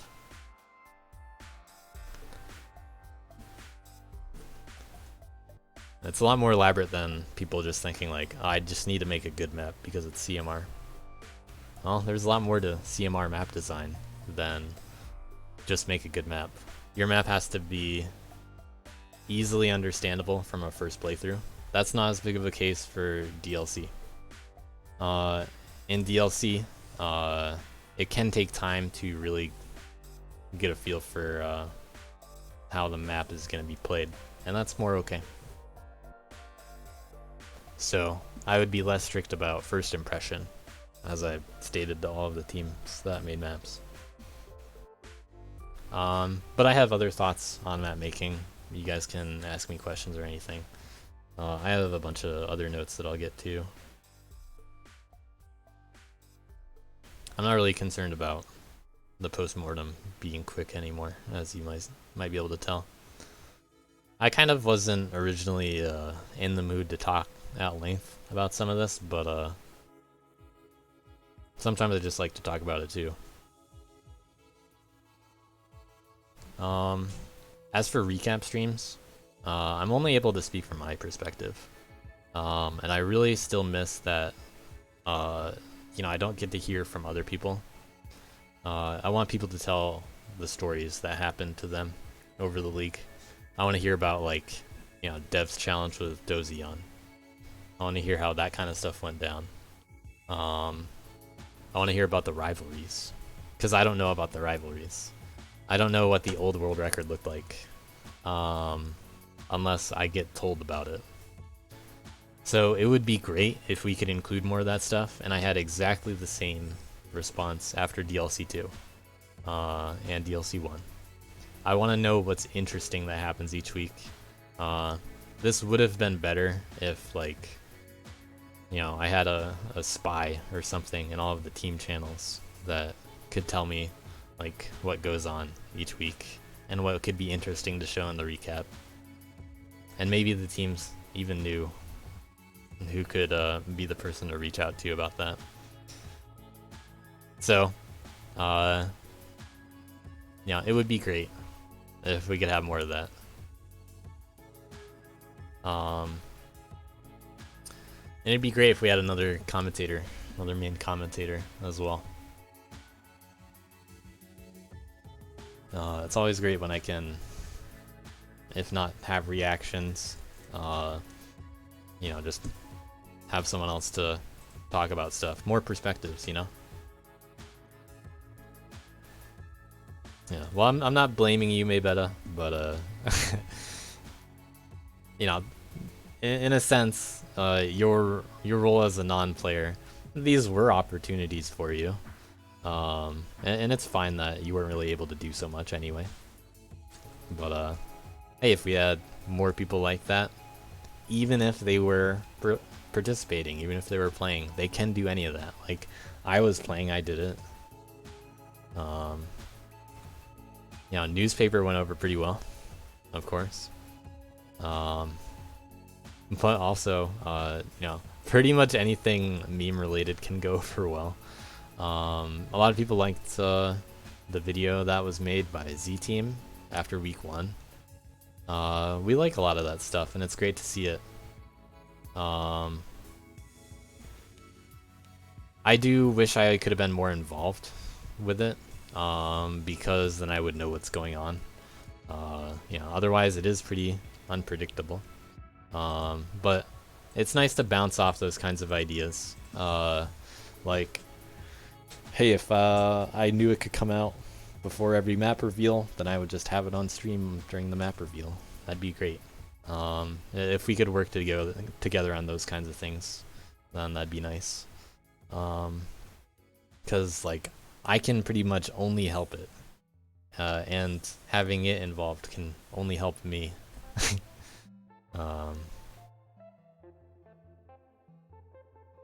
So yeah, in summary, it went pretty well. We learned all the same lessons again, believe it or not. I'm sure it'll go well again next time. I have some ideas. I'm sure I'll learn some similar lessons again. This was very similar to DLC 2. Learned a lot from DLC 1 and 2. Got to do a lot of that this time. I'll try something new again, but I'll simplify it. You know, break week was a good idea. The mid DLC adjustments helped balance, even though they weren't intended from the beginning in that manner. I do want to rethink map making, because even though there's a different kind of appeal to certain kinds of maps. Um, DLC has a charm for having maps that aren't necessarily going to be great. But you don't really want to spend that much time on them either.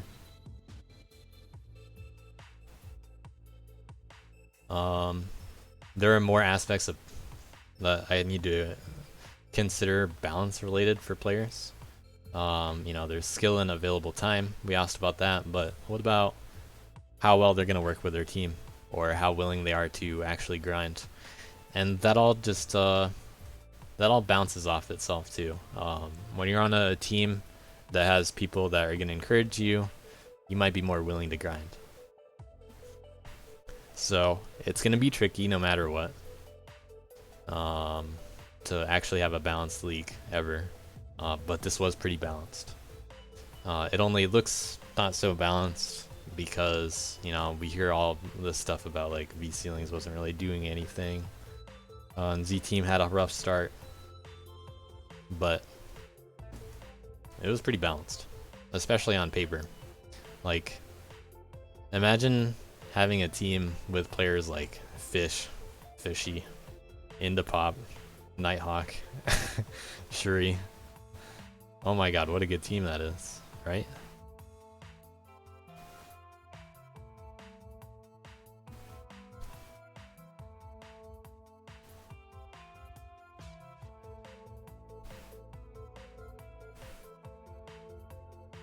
Alright, well, now's a good time to ask questions. And I'm gonna go through some of those. I have a bunch of other notes actually, so that's the end of where I'm showing that sheet.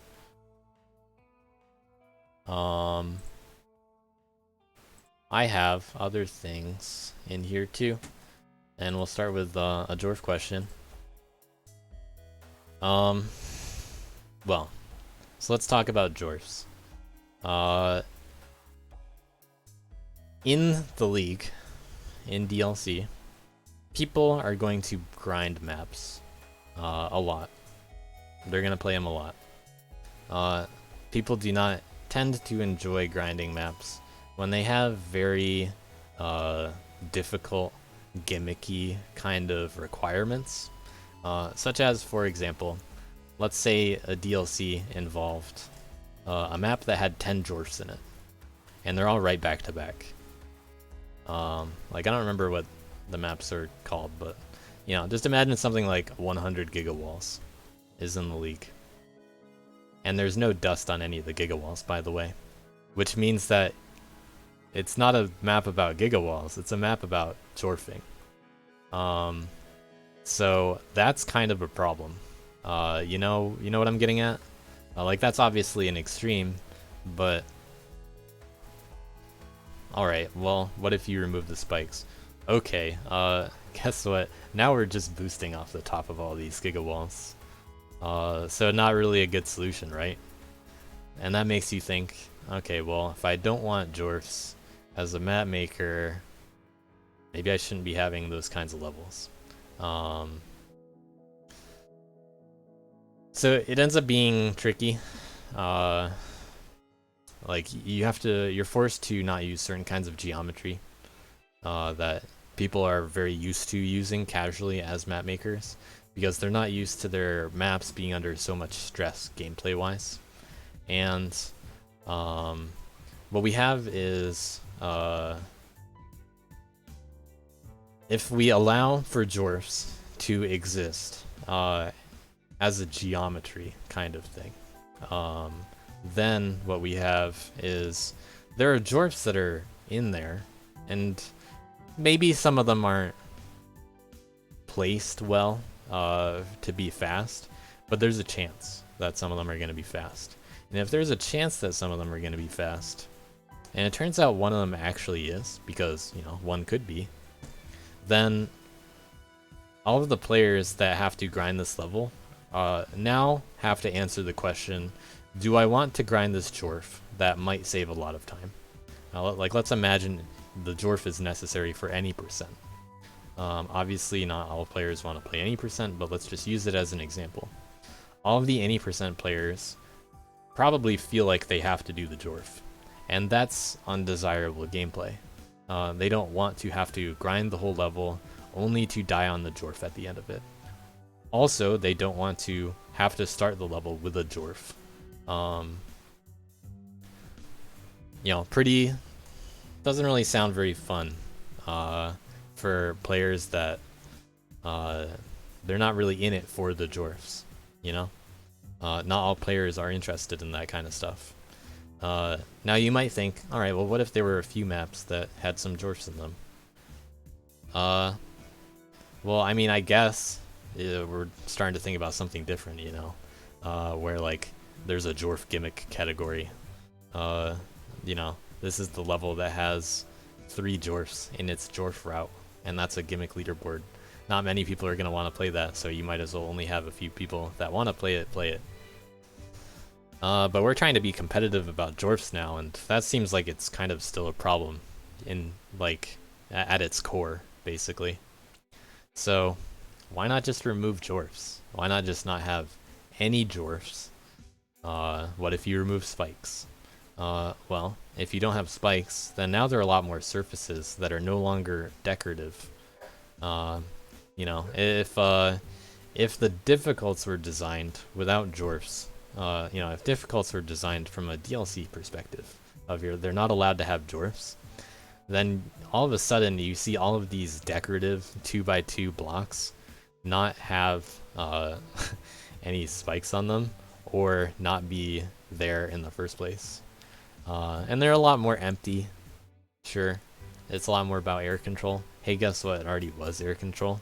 If there wasn't something to land on, people aren't gonna touch those spikes anyway. Are they really even gonna die to those spikes that are just there for decoration?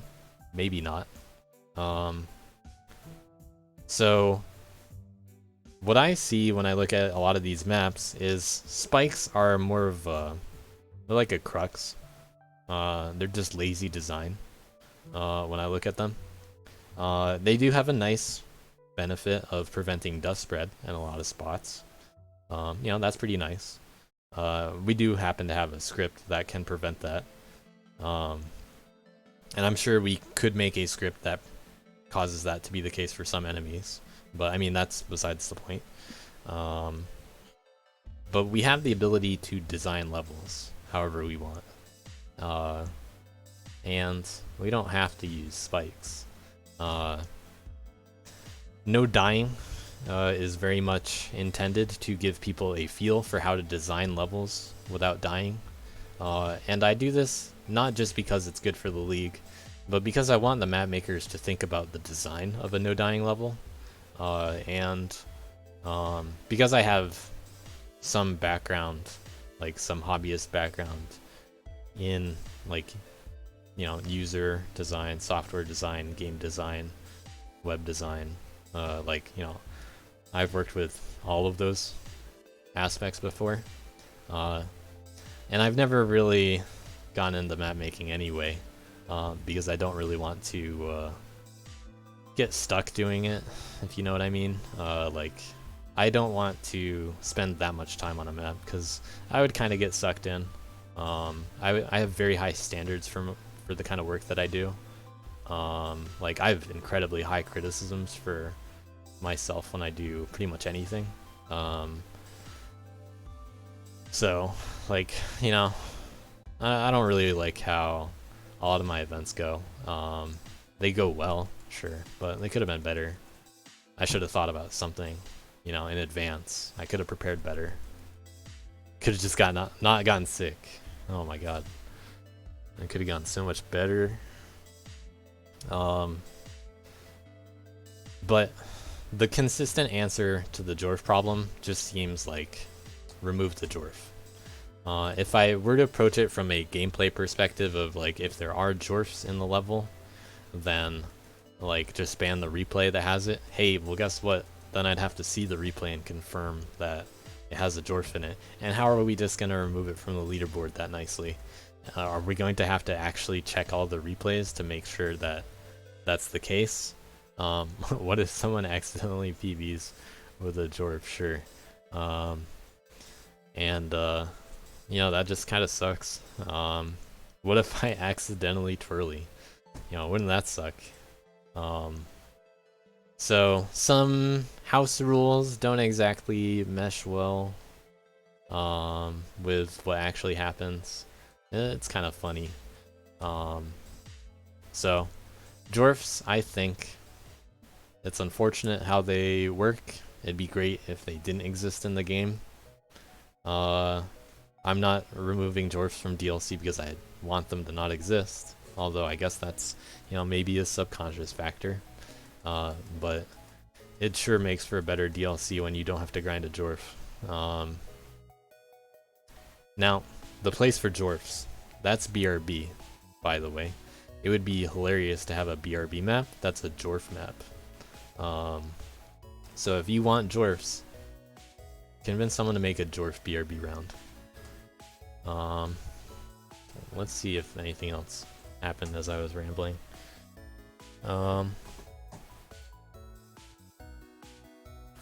So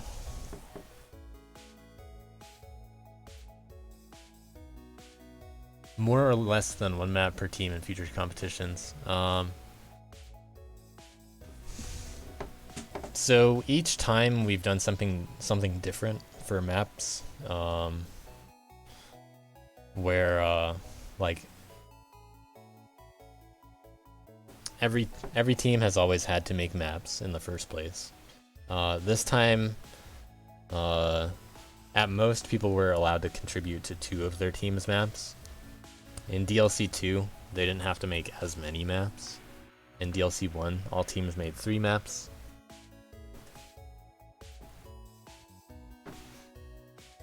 But, I mean, it just depends. It depends on the format, what we end up doing.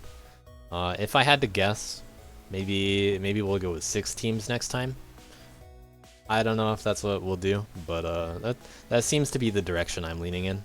Like slightly more teams. I also really like the idea of 2 or 3 teams, to have like a, you know, Civil War kind of funny thing. You know, definitely relevant. But the way that we handled the map making teams this time ended up not working out that well. It was a good idea in theory, where like by splitting people into halves on their team, it guaranteed that you didn't have certain people just making all of the team's maps, and it also guaranteed that people were assigned maps so they could participate in map making. But obviously that's not what happened. Some map making groups did not do as well as others, and the best example for that is Neon Enthusiasts Week 3 and 4. The decision was somehow made to put all of the active map makers on one group and then everybody else on the other group, all of the inactive players. And that was a big flaw in the system because they didn't do a draft until much later. And I had some problems with them somehow. You know, it got resolved, fortunately. Some people stepped up eventually, and I'm grateful for that. But I was very concerned that we weren't going to have a 4th map at all for week 4. Because I did not want there to be map making during the gameplay weeks, and I tried to have the deadlines be before that would happen, even with buffer time. And although people had plenty of time, a lot of people didn't hit the first draft deadline. Most people didn't hit the final draft deadline. I mean that when I say most. Most final drafts were not final drafts.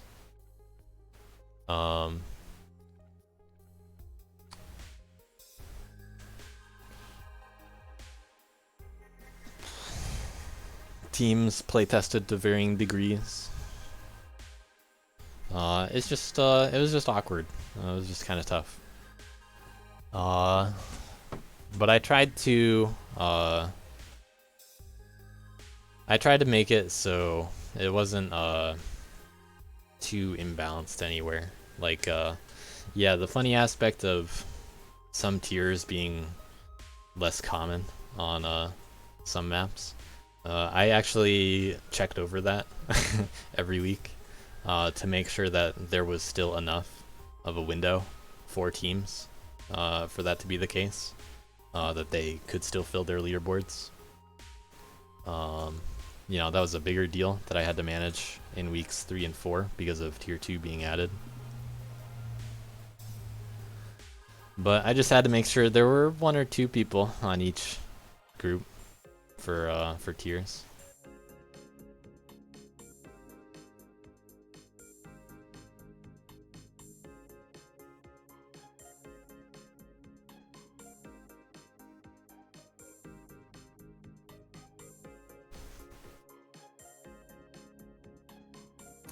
Any more questions? I have questions that I pre-wrote, basically.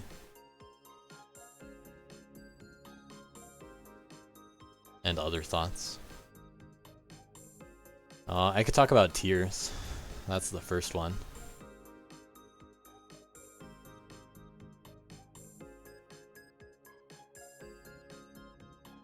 So, a question I think is worth addressing is, why weren't there tier 1 and tier 2 leaderboards?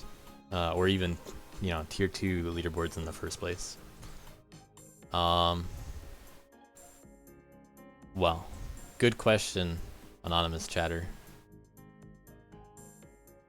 Well, it kind of, the tiers conflict with the format as a whole, in my opinion. They do not complement the design decisions that the rules were intended to make. They would work better in a league that, you know, intended them to be a vital aspect of design. But tiers were not designed to support any significant differences. That's why they didn't really have anything important going on for them in weeks 1 and 2. The only noteworthy stuff going on was there were the wagers allowed to them as a way to kind of buff them.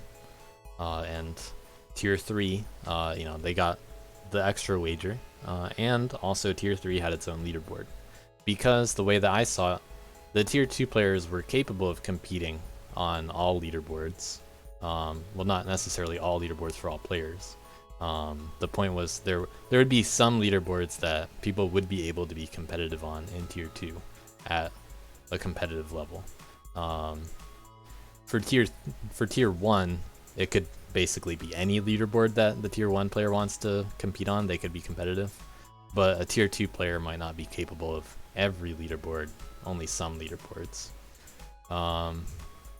So that's why tier 2 players, because they could only compete on some leaderboards at that level, and they obviously have a spread of skill themselves in every tier, that's why they still got a wager, because the one that they're confident on is the one they can do the wager on. Because if they're not as confident as a player, maybe they shouldn't play as many maps. On average, players only had to play 3 levels and less during week 3, in fact.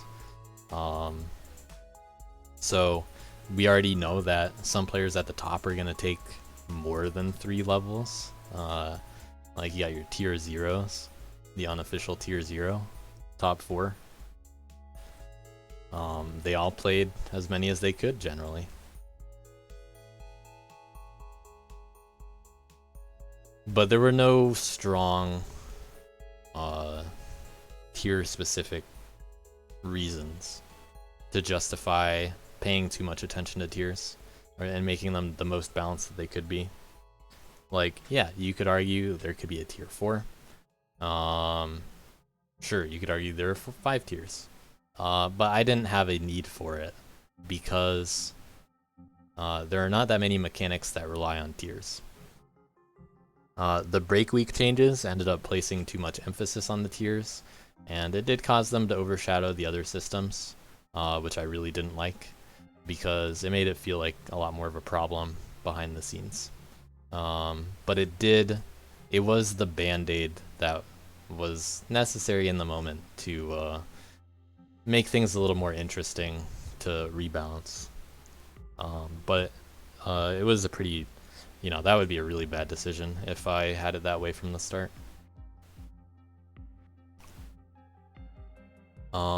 But yeah, definitely, if we were to do it again, we could easily move some people around in tiers before a draft happens, and people are kind of committed to certain spots. I have a lot of map making related topics, and also playtesting. Some other questions. Another one that I really want to think about more is, should players be allowed to compete on their team's maps? And we had a kind of convoluted system to it this time, because, well, you could play on the level you didn't make. You had to be on one of the two teams. A lot of players, though, didn't play on or didn't participate in map making at all, so it was arbitrary for them. And because some teams were much more involved as a team for map making, we saw a lot more players on those teams, touch the maps at all. But then on teams like V-Ceilings, they're not really touching the maps outside of the core people. Or like, there are just some levels that didn't get much feedback from other people. Didn't get many other people involved. And teams know how that worked out. They know within their teams which maps got more attention. Somewhat. But should you be allowed to participate on those levels? Well, we tried that in DLC 1, and there was a little bit of backlash. It had some rare issues of some map makers doing too well on their own maps. It allowed for the possibility of secret strats that people could work in. Some people didn't figure out some strats like upright tree until later on, and although that's cool, that kind of design is a little too polarizing. So the way that it was handled with with the any percent route in upright tree, that looks so either hidden or unintended that I required it to be made more public, because, well, there was no action on that leaderboard. If no one else figured it out, then it would have just been sitting there, and like an easy snipe, basically. Even easier than anything else. So we don't want that kind of situation. And moving into DLC 2, I just decided, hey, well, we might as well try it the other way. Have teams not participate on their own levels, because I only want them to play 4 out of the 6 levels anyway per week. And in that line of thinking, there are already 2 levels they don't have to play.